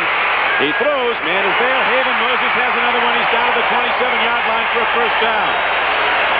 Morton plays vacant, faking the roll, then stands in and delivers a strike to Haven Moses at the 27. There are strikes, and then there are perfect pitches. That baby just caught the corner of the plate. Threw it right into a congestion of people. There were 2 on either side, 1 behind. Hit Moses right where it had to be thrown for a big gain. Craig's playing pretty well. I mean, he played good to start off the ball game, and he's come on strong in the second half. He's playing real well. Haven Moses is too. He's caught 4 now for 80 yards. That one was for 24. On a first down carry, Preston tries to get some yardage. There isn't a whole lot there, but he did take the ball from the 32 down to the 30. He's 2nd down and 8 as the clock runs in the 3rd quarter. 7 minutes and 25 seconds to play in the half. And in the game as the Oakland Raiders lead the Denver Broncos 17-7. Raiders across their defensive front with John Matuzak, Reggie Kinlaw, and Dave Browning. Ted Hendricks, Matt Millen, Bob Nelson, Rod Martin back the line. Lester Hayes and Dwayne Osteen at the corners. Mike Davis and Burgess Owens are the safeties. Morton has a problem. Cedric Hardman, I think. No, it's a safety blitz by Davis. Mike Davis, the strong safety, came. And he came fast, Bob. When you come untouched as a safety and you get off on the ball, the quarterback has very little chance. Another one of the many players in the NFL from Colorado. I think they're about 3rd in the overall list. 42 from Oklahoma, 37 from Southern California, about 31 from Colorado. Mike was a number 2 draft choice of the Raiders. By Boulder, 1977. Big, strong safety, 6'3", 210. Right now it's 3rd down and 12 for Denver. So Craig Morton drops right back. Here comes the big rush. Stands in. He throws. Too much on it. Moses turned out, then turned into the end zone. I'll tell you, that Lester Hayes plays both sides of the field. They've got him on Moses wherever he goes, and because they do, he has to play left corner and right corner depending on where Moses goes. Most of the time you can move him around, and you can pick on the defensive back you like, but this time he's got to take Lester Hayes, and it's a tough chore. Luke Prestridge will hold for Fred Steinfort. 46-yard field goal attempt. I think this is a new holder, too, because I think Matt Robinson is the normal holder. Well, it's that was an impression. Here is the field goal. It hit the upright and bounced back. From 46 yards out, it had the power behind it to be good from 60, but it hit the upright, no good. How many balls have you seen hit the uprights this year? You got to give them 20 tries. They can't do it, and they keep hitting it every trip. There's been a lot. Right now, with 6:22 left to play in the 3rd quarter, the Raiders hold to their 10-point lead. Rangers are here. I'll tell you, he qualified. 6:22 to go in the 3rd quarter. Right now, we pause briefly for station identification. This is the NBC television network. This is Channel 4, KRON-TV, San Francisco. Jim Plunkett and his numbers on the day. The numbers don't really indicate He's had some opportunities. They've had the ball in bad field position in the third quarter. They've got to move it right now. They've been fortunate not to have any points scored against them in the second half, and it won't hold up if their offense doesn't move. Plunkett takes a deep drop. Here comes the rush. There's a blitz, but he gets it away to Van Egan. He takes the first shot, put on him by Aaron Kyle, goes down at the 32-yard line, a gain of only 4 yards. It'll be second down and a long 6. One of America's favorite annual television shows is coming up this week on NBC. Tuesday night at 8, it's the Bob Hope Annual Christmas Special. On the show, feature will be the AP College All-America football team, Lonnie Anderson, Larry Gatlin and the Gatlin brothers. A big night of entertainment with Bob Hope. The Bob Hope Christmas Special. Tuesday night at 8 p.m. on NBC. The AP All-America team with some of the great ones like the rookie from Georgia, Herschel Walker, and the Heisman Trophy winner from South Carolina, George Rogers. Here's a swing pass, goes out to Arthur Whittington. He's taken down to the 37-yard line by Rob Nairn. He's stopped immediately by Evans. Bring up third down and about 2 now for Oakland. This Arthur, you got to admire him. He's so small. That helps you catch a football. Yeah, well, I don't really know whether it helps you or it doesn't, but I know that Arthur Whittington plays an awful lot bigger than his weight. You mentioned he's about, I mean, they say he's not even 175 pounds, okay? But he's a running back that runs inside as effectively as he does outside. He's a little injured today, not nearly as badly as Kenny King, and they're trying to put the burden on Mark. Double wing formation. They go to Van Egan. He busts through on a 3rd and 2 play mark. Van Egan takes it across the 40 and gets the ball to the 42-yard line. It's a first down for the Raiders. And the third quarter clock winds down to 4:40 to play. Latimer comes out, and again on the short yardage play. Denver on defense has Chavis at left end. Middle guard is big Reuben Carter. Bryson Manor, the right end. The backers, Nairn, Evans, Gradishar, and Jackson. You mentioned, John, we haven't talked Gradishar's numbers off. No, and they haven't thrown the ball in his area. They go back to the run. Do the Raiders on first down, take it from their 42-yard line across the 45 and out to the 48. When you've got a man that plays and is as fast as Randy Gradishar, you're a lot better going right at him than you are running away from him. They took a shot right at him that time, picked up about 6. Van Egan's now run with the ball 9 times in the game for 40 yards. Gradishar, Woody Hayes called the best we ever had at Ohio State. No doubt about how good he is, Don, but you know a great one can get frustrated if he hasn't been in the action as much as he'd like. Arthur Whittington turns the corner. Steps out of bounds, but Whittington on a second down and 3 play got ahead for a first down for Oakland. Bill Thompson ran him out.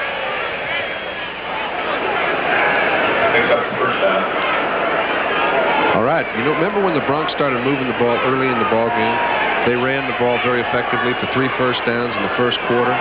That really stands for their 48 yards. Since that time, Jim Jensen has gone down, Bob Lytle has gone down, and they really don't have people that can pick up the yardage on the ground, and they've, as a result, had to go upstairs, and they haven't been too effective. They only came in with 4 healthy backs. They got 2 now. Here's Whittington again on a first down. Good play. Larry Evans, inside linebacker, shot the gap, made the tackle 56 for Mississippi College. And the clock is down to 3:25 to play. Defensive substitutes come in now on long yardage. Extra defensive back comes in, Harden. And an extra pass rusher, Greg Boyd, big guy from San Diego State. 6'6", 280. You know, Don, when you take a look at like a Boyd and a Rulon Jones and a Bishop, these fellas are young players. Red Miller kind of inserts them in without anyone noticing, and they never get too old. He does have a lot of young people in his mind. He's looking for more speed at the skill positions in the backfield. Free football. Raiders hold on. Art Shell got there first. Boy, and it's a good thing he was alert. Not many tackles are standing around checking the play out to see when the ball goes free, because he was not in an area where the play was designated to be. Here he is. He's blocking down. He does his job, and he does it fine. Somehow he catches a glimpse of the ball, and as it pops out, that's about 300 X amount of pounds sliding over to pick it up. Raiders and the Broncos have had so many great games. One of the greatest was on January 1st, 1978. American Conference Championship game here at Mile High Stadium when Denver won 2017 and on to the Super Bowl. Now it is 3rd down and 12. The Raiders. Jim Plunkett. Here's the throw. It's intercepted. Picked off and a lateral is made. Ball was intercepted by Rob Nair. Then he lateraled it back and they're not done yet. One more lateral. They'll be inside their 20. Back inside the 35-yard line. I'll tell you, the fans feel it. Everybody gets a feel of it. To make a fine play that Shell recovers, put him in a 3rd down and 12 situation. All the fans are getting a bit active. This was a poorly thrown ball. He had a little pressure. He tries to make a great play. As a result, makes a poor one. One little lateral deserves another little lateral. He's trying to get to Bob Chandler. He's on Louis Wright. Chandler cuts underneath. But Nairn is standing right there to pick the ball up. So the Raider drive is stopped. 1:56 to play in the 3rd quarter. The Broncos get it back. They'll have it 1st and 10 at their 33 when we come back. Oakland continues to hold a 10-point lead, 17-7. So the turnover, the interception, and now the ball is back in the hands of the Broncos at their 33-yard line, 1st and 10. 1:56 to play in the 3rd quarter. Morton stands in, brings it out on the screen, goes to a fullback, John Keyworth over the 40, over the 45, and over the 50, and Keyworth is down to the 45-yard line of Oakland. A 22-yard gain as the Broncos had it set up. You know, that play would have gone for about 6 yards had not the wide receivers done their job. They took both of the defensive backs down the field, and when Keyworth did come up with the ball, perfect execution from the offensive line, allowing Keyworth to get down the field. But look at Steve Watson. He did not let Osteen get up and pursue the play. Okay, he can see the screen in a second, but they're giving him plenty of room. He comes up, can't get there. Morton on 1st down. Takes a look. They give him time. You ain't kidding. Now he throws. Haven Moses is out there and has the ball down to the 11-yard line. But there's a penalty marker down at the line of scrimmage. Great pass-catch combination again. Morton to Haven Moses. But a penalty marker down. Well, if his offensive line gives him that much time, he'll be playing when he's 55. And it's going to go against the Raiders, so the play goes a gain of 32 yards. Number 55, defense, decline. That's why he needed the time, Don. We took a look at Osteen, number 35, a little earlier in the one play earlier. He played way off. This time he's put man-to-man on Haven Moses. The time necessitates him to hold him, because if he doesn't, he'd have been free. Tell you, this Haven Moses, that penalty wasn't on him. He gets better as he gets older. He had his most productive season last year, his 12th in the league, when he caught 54 balls for almost 1,000 yards. He's the 2nd all-time leading pass receiver to Harold Jackson in New England. And today, he's caught 4 for 20 yards. Touchdown, Oakland. Riley Odoms in the end zone. I might get Riley to get up to 280 pounds if he plays as well as he's playing today. He's been able to get off the line of scrimmage, get into his pattern, break free of the strong safeties, and they've been putting the ball where it has to be thrown. He's having an outstanding day. He really is. They've been down at him, and so is Morton. His prime receiver has been Haven Moses, who's caught 5 for 113 yards, and then on the payoff end of the touchdown throw, Riley Odoms. So it's a game again.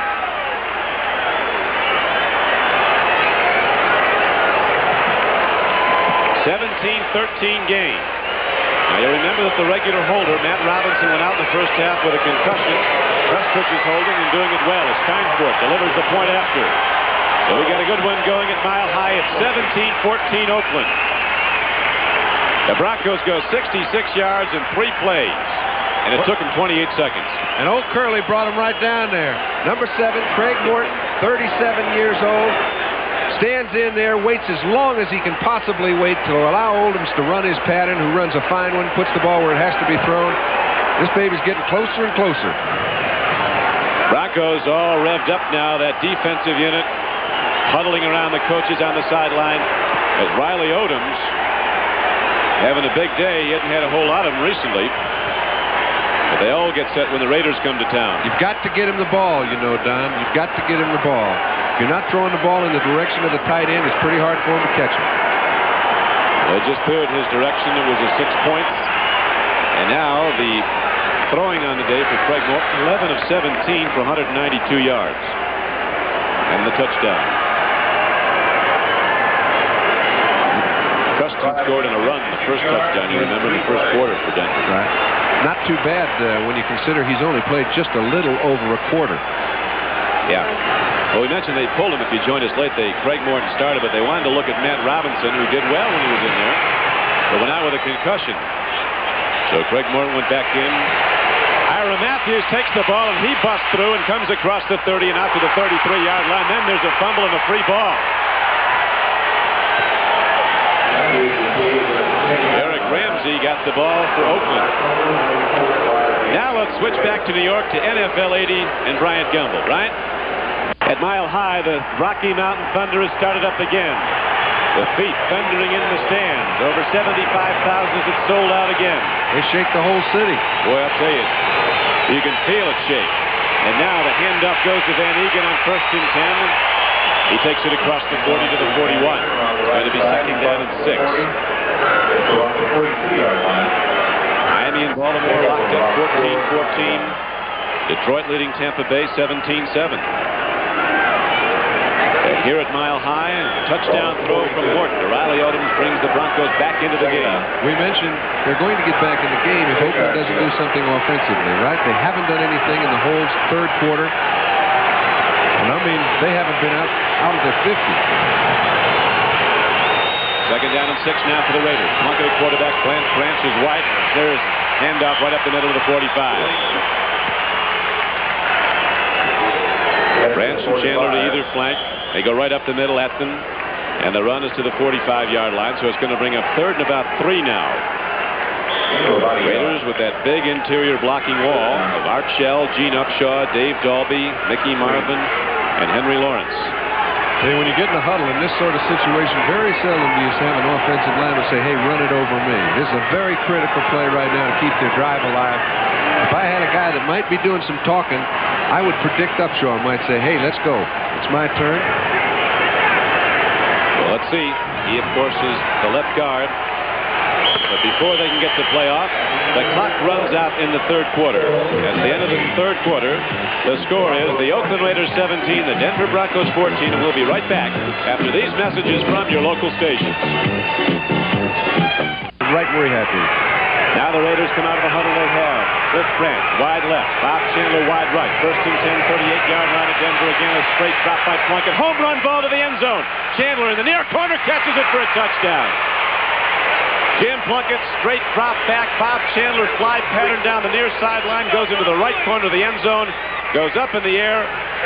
Louis Wright against him, and Bob Chandler comes down with the football, and the Raiders have a 23-14 lead. And Don, what he did was he beat Louis Wright to the ball. They were running stride for stride. Plunkett threw it exactly where it had to be thrown in order to give Chandler the best opportunity to get to the ball. You can take a look at it, but Plunkett standing in there getting good pass protection right now, hanging in there, puts the ball up at the right time. Chandler is well covered by Wright. It doesn't show in your picture, but he cuts underneath him and takes it away from him.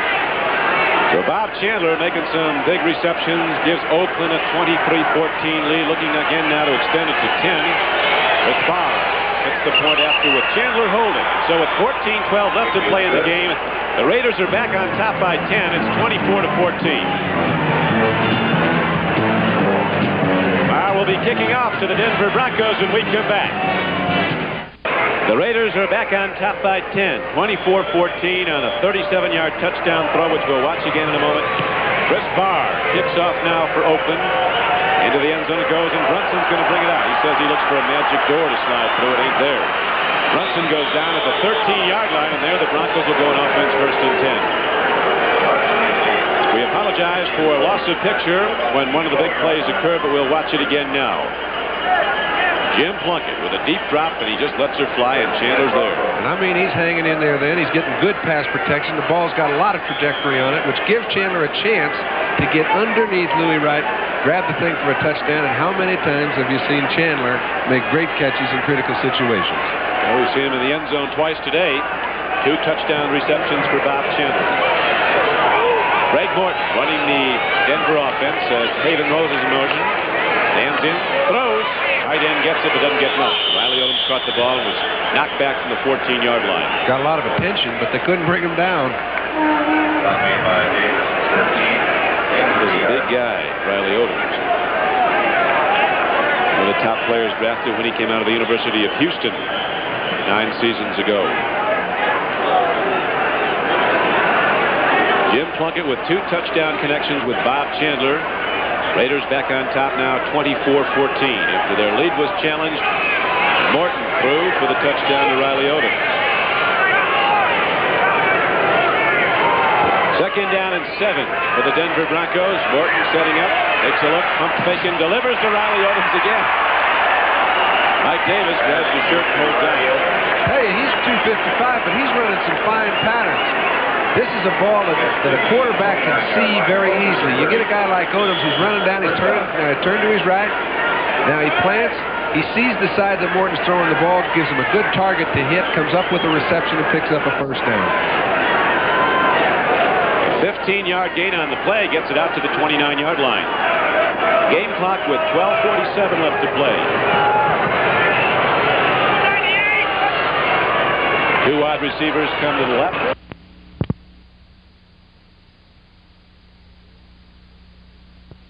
All-purpose back, and this man came from the University of Washington, Dave Browning, and he surprised everybody in the Raider camp by finding himself a starting job, and he's played that way for the last 3 years. Dave Browning, the starting right end for the Raiders, is down. Third-year defensive end from Washington. He's had some great Rose Bowl moments. He was co-captain of the Washington team that won the Rose Bowl in '77. It's good to see him up and all right, and we'll be back with Morton trotting back out to lead the offense. 6 for Morton and the Broncos. Pass goes down the flank. Going for it, Dave Preston. It'll be 3rd down and 6 now for the Broncos at their 33-yard line. And I'll bet Morton isn't too pleased with himself, because that's one of the rare opportunities where you get the Raiders in a blitz situation. They had Osteen one-on-one with Steve Watson, who cut underneath him, had the whole field to work with. And Morton had already committed himself to going wide.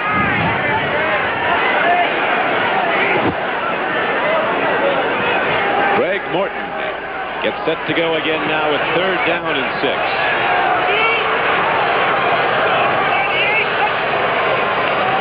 Here comes the rush. Stands in. There's a man open. It's the same guy, number 88. He's getting the ball right between those 8s.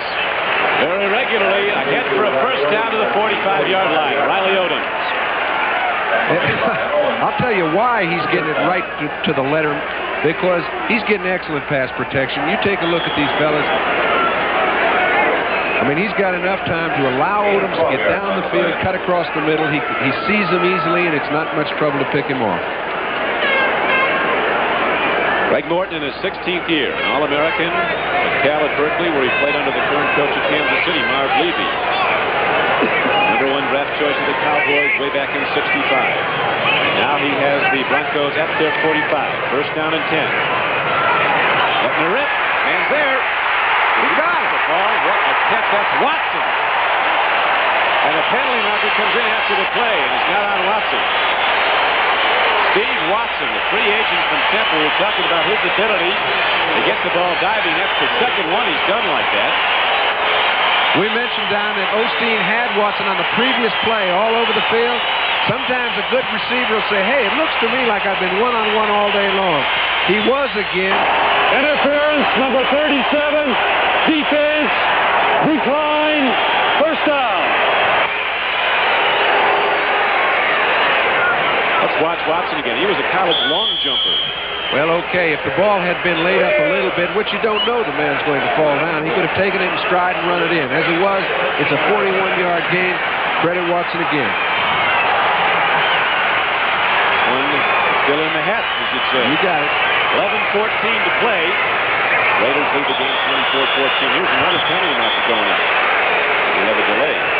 Remember this, the tight end can move as long as he doesn't draw them off.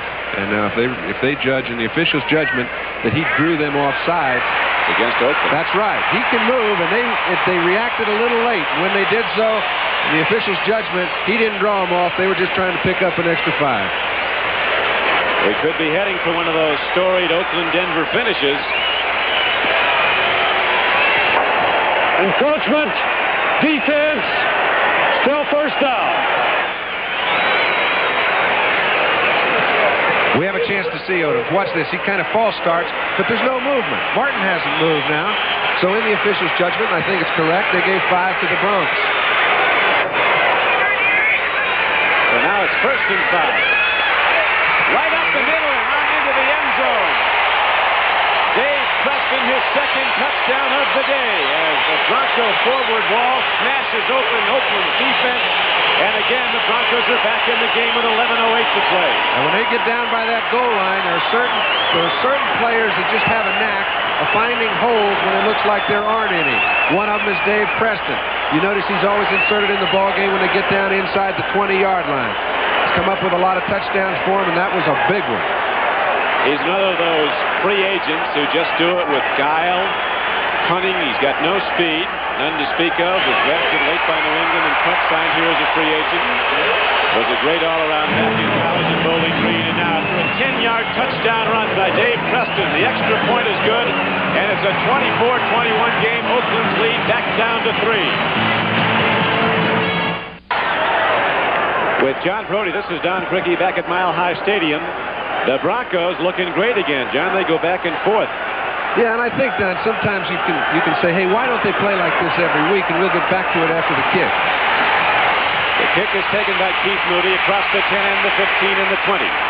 He's out to the 22-yard line with a 1st and 10 for Oakland.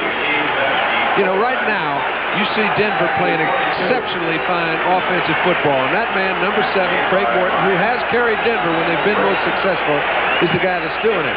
He's done it over the years.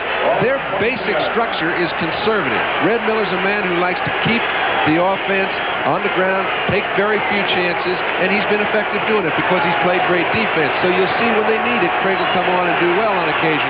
But their offensive structure doesn't lend itself to a lot of high-scoring games. It just isn't the way they see fit to play football. When they do, I think they're more effective. Well, they've opened it up when they had to, and they've fallen considerably behind, and now they're right back in, and it's 24-21. On a first down play, the Raiders go to the run. Plunkett, their quarterback, has hit on 11 of 19 throws today for 155 yards and the 2 touchdowns to Chandler. You know what we're seeing? We're seeing 2 offenses that are both thought to be mediocre take it to 2 defenses that are thought to be outstanding.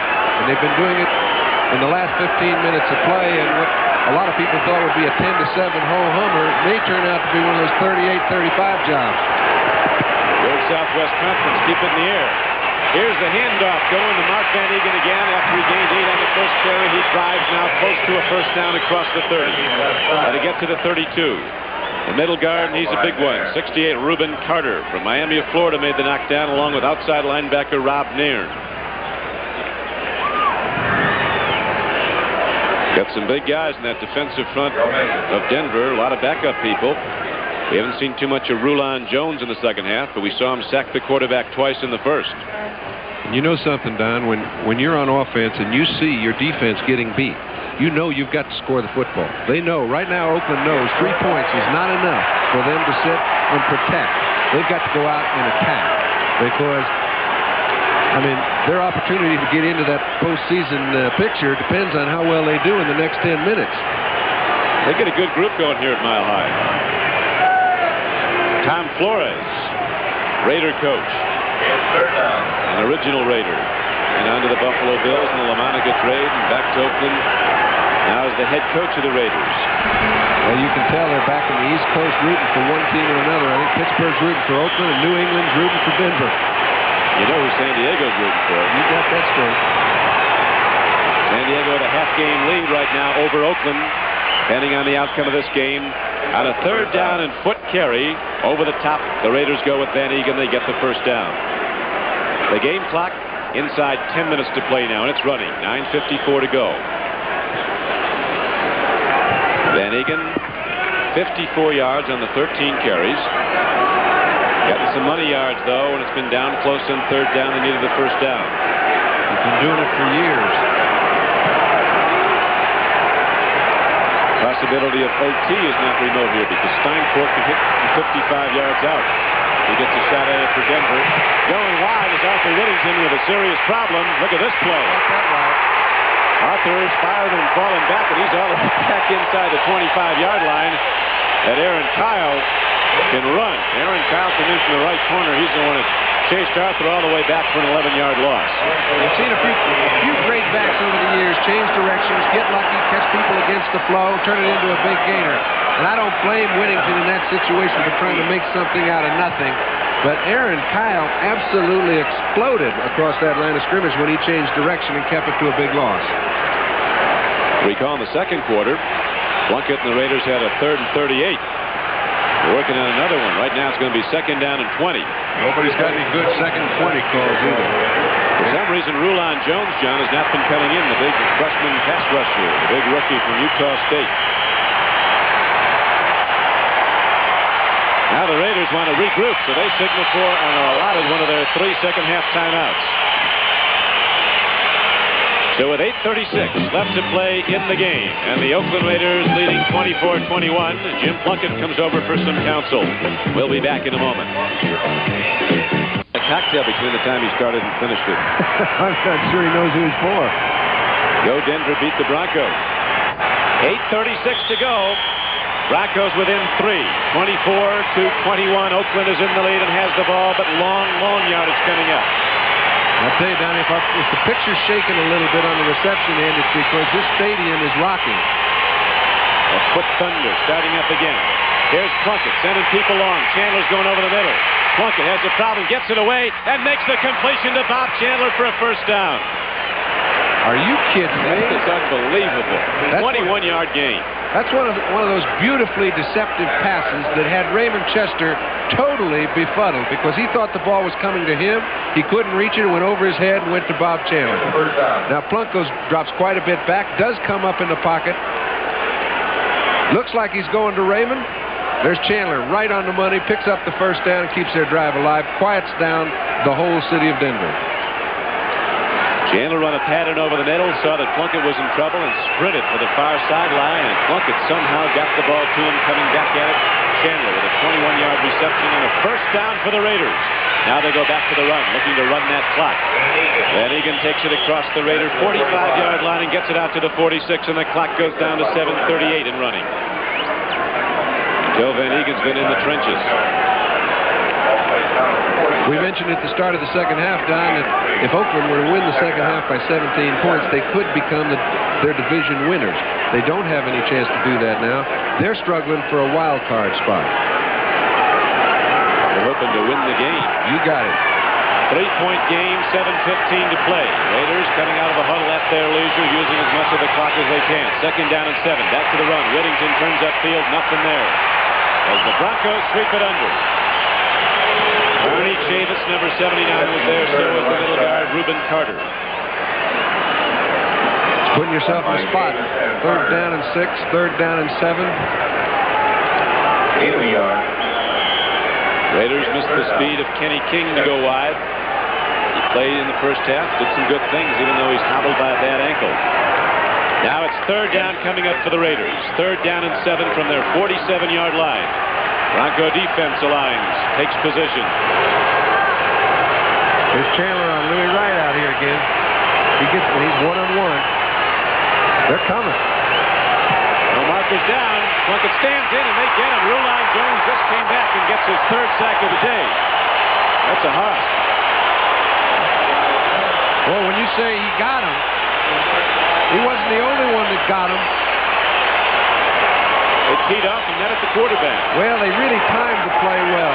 They're going to have somebody come free if you time a blitz as well as they did. But Rulon just kind of walks right on through the offensive left side of the Raiders. That's only Art Shell and Gene Upshaw. They're not too easy to walk through. Rulon Jones, 6'6", 265, rookie number 2 draft choice out of Utah State. He was the Broncos' first pick in the last draft because their number 1 choice had gone to New York, part of the Matt Robinson trade. The Jets.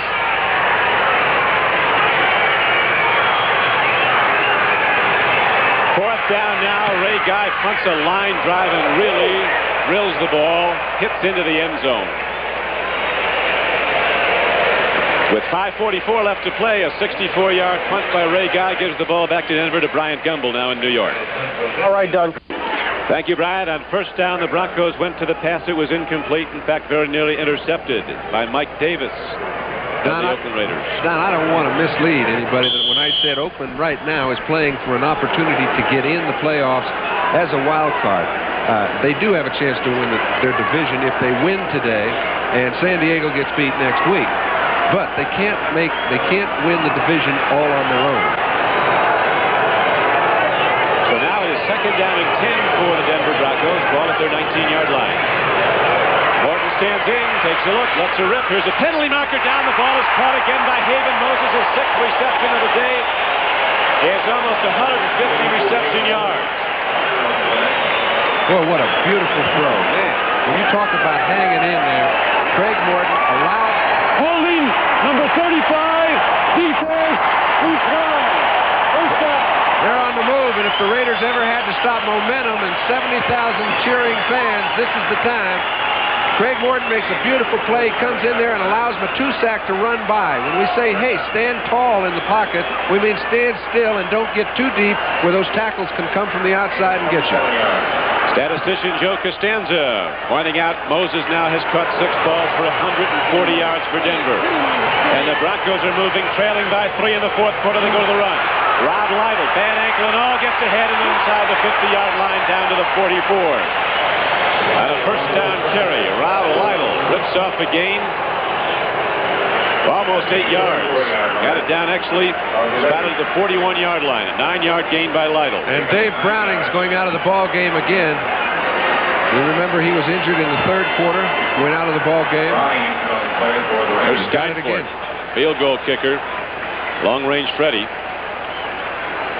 You know, sometimes the strategy of a coach may change when he's playing for pride rather than a position in the playoffs. I think the coach would be more liable to play it conservatively if he's trying to get in the playoffs. I think if it gets down to a 4th and 1 situation, you're going to see him have a go at it to try and beat the Raiders rather than take a chance in overtime. 5:26 to go in the game. Oakland by 3, but Denver driving. Second down and less than a yard. Morton timing pattern, loops it up. Watson going for the ball, but has no chance to dive at that one.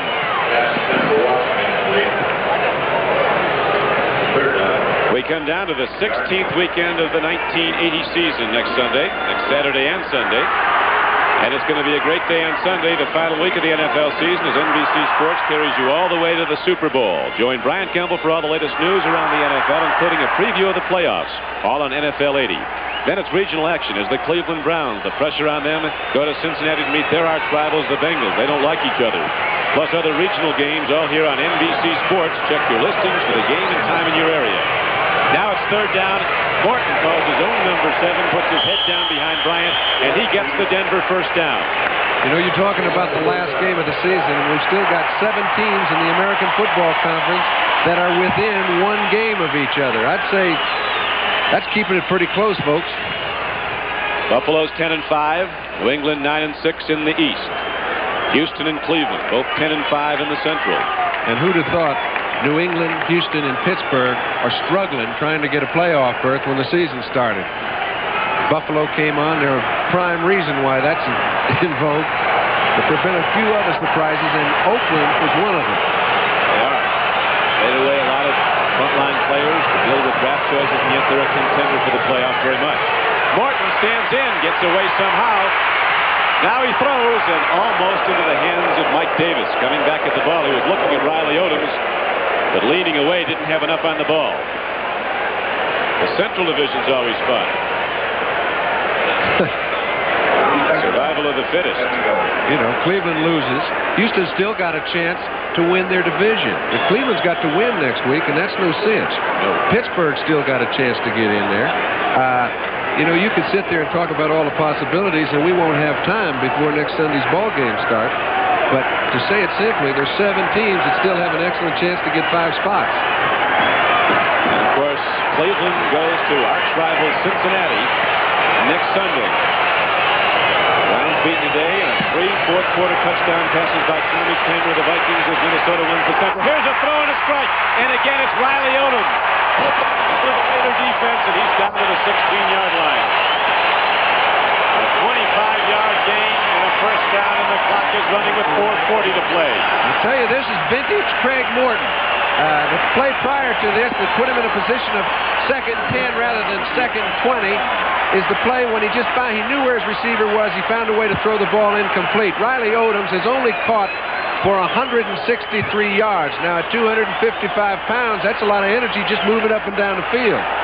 Boy, and that's a truck when he gets it and heads into the defense. Now it's 1st and 10. Ball at the 18-yard line.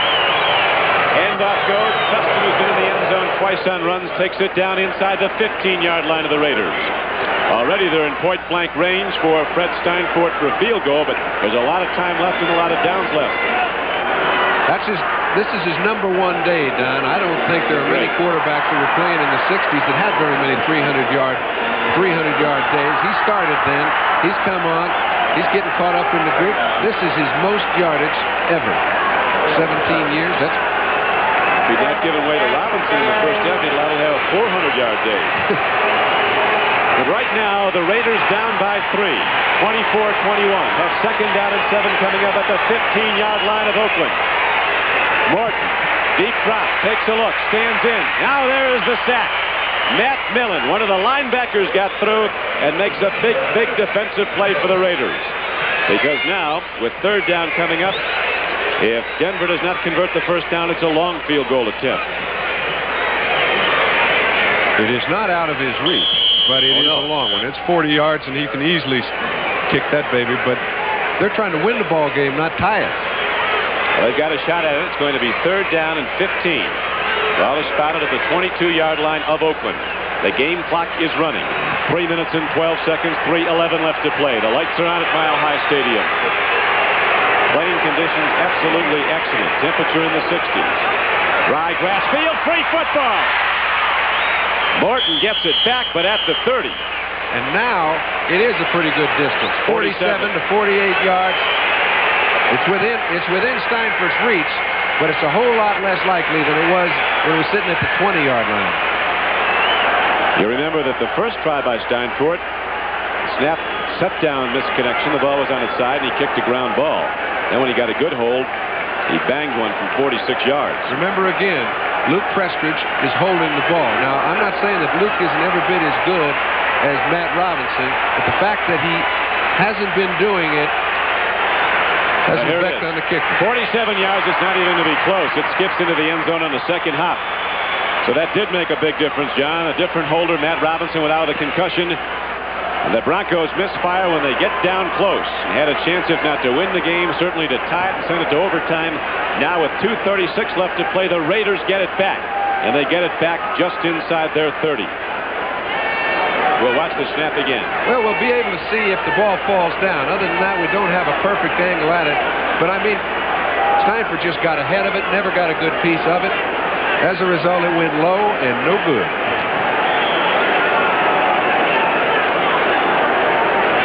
Never got up. So the Raiders come out of the huddle now. 2 minutes and 36 seconds away from a possible victory that will keep them in a first-place tie with San Diego. They go to the run. And running the ball well, end the clock is Mark Van Eegen as he's across the 35-yard line out to the 36. You can bet, Don, there will be nothing fancy in this drive. These guys know if they get out of this ballpark with a victory, they have come away with something that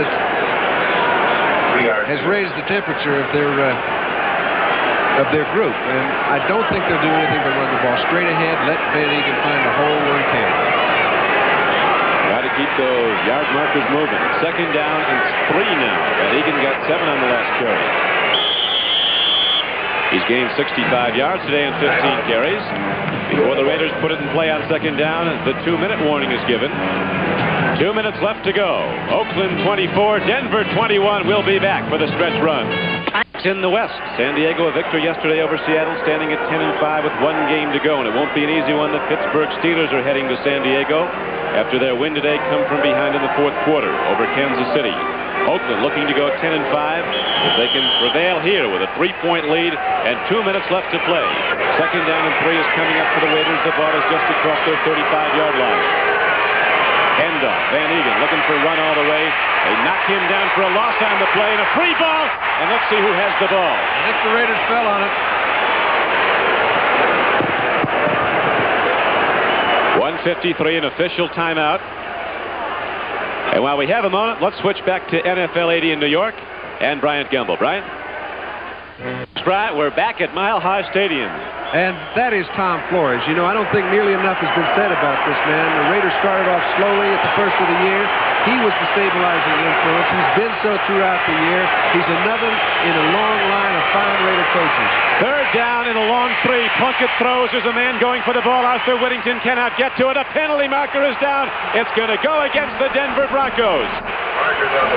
Arthur Whittington coming out of the backfield and running a fly down the near sidelines was, in the opinion of the official who was right there, impeded. Well, he had a perfect angle on the play, Don. He was standing in a spot where very few people could miss it if it was in fact an infraction. Number 20, defense, first down. Back judge Roy Clymer right there. The penalty marker goes down, and so the Raiders get 4 new downs with 1:46 left on the clock. Boy, that was a big penalty, and you see those penalties affect ball games, win, lose, and draw. And it's not a very popular call right up here in Denver, but down in the Bay Area they may be celebrating, because if they can make one more first down, this game is history, and it's a long way to come back even if they don't. Well, it's down close to the 40 of Denver. Broncos bring all the linebackers up. They know it's going to be a run, and yet Van Egan finds a way through and hits the ball down to the 35-yard line. Mark Van Egan keeps on trucking. 1:35 left to go in the game, and he keeps the clock running, and now the Broncos call a timeout. So while we have a brief pause, let's switch back to New York. Another update as we go to Bryant Gumbel.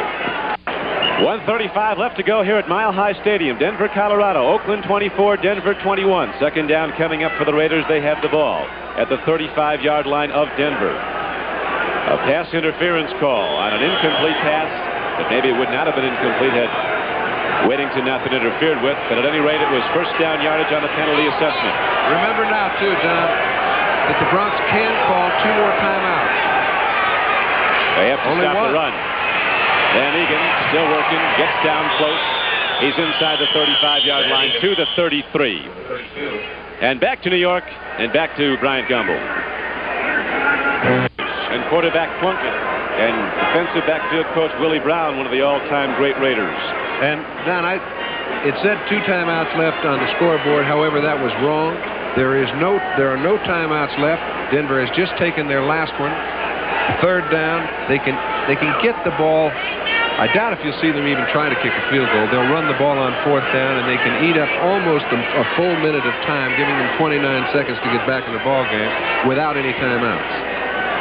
Got some Raider fans here, and right now, third down is coming up, and that would be the difference. Remember that one timeout they took when they didn't like a defense early? Plunkett came back and didn't take one. He took a delay of game and took 5 yards. Sure. Well, they're talking right now about whether it would be a good idea to kick if they pick up 2 yards, which it would necessitate a 48-yard field goal. Obviously, it wouldn't help. And you can see that man. He's involved. Third down and 2. Plunkett goes right back to the money, right back to Van Egan. He didn't get there. The Broncos signal 4, and you can bet they're going after it on 4th down. Oh, yeah. 1:18 to go. 1:18 left to play. They don't want to lollygag too long, because it is important that they can pick up the first down if they get any sort of a good play off, which would ice the game. If they don't, there's still a little time left. In overtime, Cincinnati beats the Chicago Bears, so the Bengals have won 2 straight, and they head home to meet up with the Cleveland Browns on the final day next Sunday. Van Egan didn't get there. On 4th and 1, he did not get there, and with 44 seconds left to play, the Broncos have the ball back. No timeouts, but they do have a chance. They only need a field goal to tie. Steinford's got a lot of room. Right down to the wire, just like we like it. Our thanks to spotters Tom Murray and Al King and statistician Joe Costanza. Steinford warms up on the sideline. They got to get him a lot of yards, though, before he'll be going out. Well, they've really got to get him just about about 35. Morton on first down, stands in, takes a look, has a problem, gets away, throws it in the flat. Incomplete. Don, that play took 8 seconds, so you know how much time he's being given. And another final score. Look at Detroit working hard. It's not final yet, but it is the fourth quarter, and the Lions holding to a 6-point lead over Tampa Bay. Detroit, after a midseason swoon, trying to do the best they can to get in the playoffs somehow. The chance is remote as Minnesota has won the NFC Central. No timeouts left for the Broncos. Second down and 10 coming up. 36 seconds on the game clock. They trail by 3. Morton looks. He throws. Riley Odoms is out there again. And he is down to the 43-yard line of Oakland. Clock running. 24 seconds. 23. They can't stop it, but they need to get the ball in a place where they can either get out of bounds or line up real quick and throw the ball out of bounds.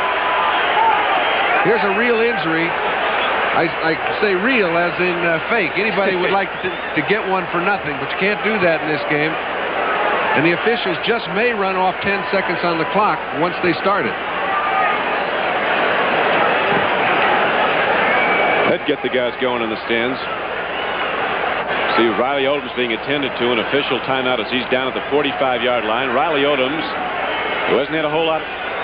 For Denver, they are behind. By rule, we will run 10 seconds off the clock, and then the ball can be snapped. And that's the reason, if there was any way that Riley Odoms could have walked off the field, it would have been to their benefit to have him do so. Riley Odoms with 8 receptions today for 128 yards and a touchdown. He's just been playing great, but let's watch the end of the play. Now that's an unintentional kick right in the left eye. It did get through the face mask. He's had a great day. We didn't see whose foot that was. Doesn't matter. It was unintentional, huh? We know who the kickee was, though. Riley Odoms. What a game. 13, 12 seconds left. Morton with the clock running, looking over his lineup. It's unbelievable. It's down to 7. It's down to 6, to 5. Now he drops back. He ran off 8 seconds. Now we have an official timeout. Unbelievable. He stood there looking over the set. 6, 7, 8 seconds ran off.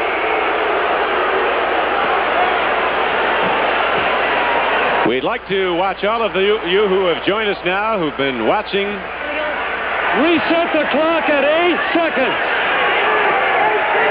8. I'd like to welcome all of America very shortly who have just joined us looking for Disney. It'll be coming up shortly. Right now, we have a great game in conclusion. 5 seconds to play. The Oakland Raiders leading the Denver Broncos 24-21. 5 seconds on the clock. The Raiders. Now the clock is reset. It's not going to be. Might take a while. If they do it on that basis, it's going to take quite a while.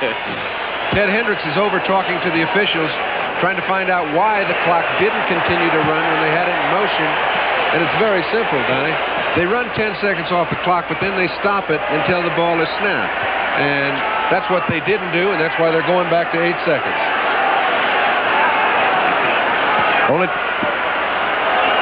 Apparently the clock jumped. Riley Odoms was injured after the Denver Broncos were out of timeouts. Some time was counted off by the official. 18 seconds. But good things we found. I think they're going to run the 10 seconds again right now and start the whole thing from scratch. Well, nobody's leaving. This is Don Criqui with John Brody, Mile High Stadium. The wonderful world of Disney will be coming up as soon as this game is concluded. In most parts of the country, 10 seconds. Morton still letting the clock run down. Now he drops back, 7 to go. Stands in, he looks, he throws. It's intercepted, and the Oakland Raiders will tie San Diego for first place again in the AFC West. Don, he feels a little dejected. He really has no reason to feel so. And Dwayne Osteen was the man who came up with the ball. And so, a last-ditch effort by the Broncos to get in field goal range comes up short. And the Oakland Raiders win it 24-21.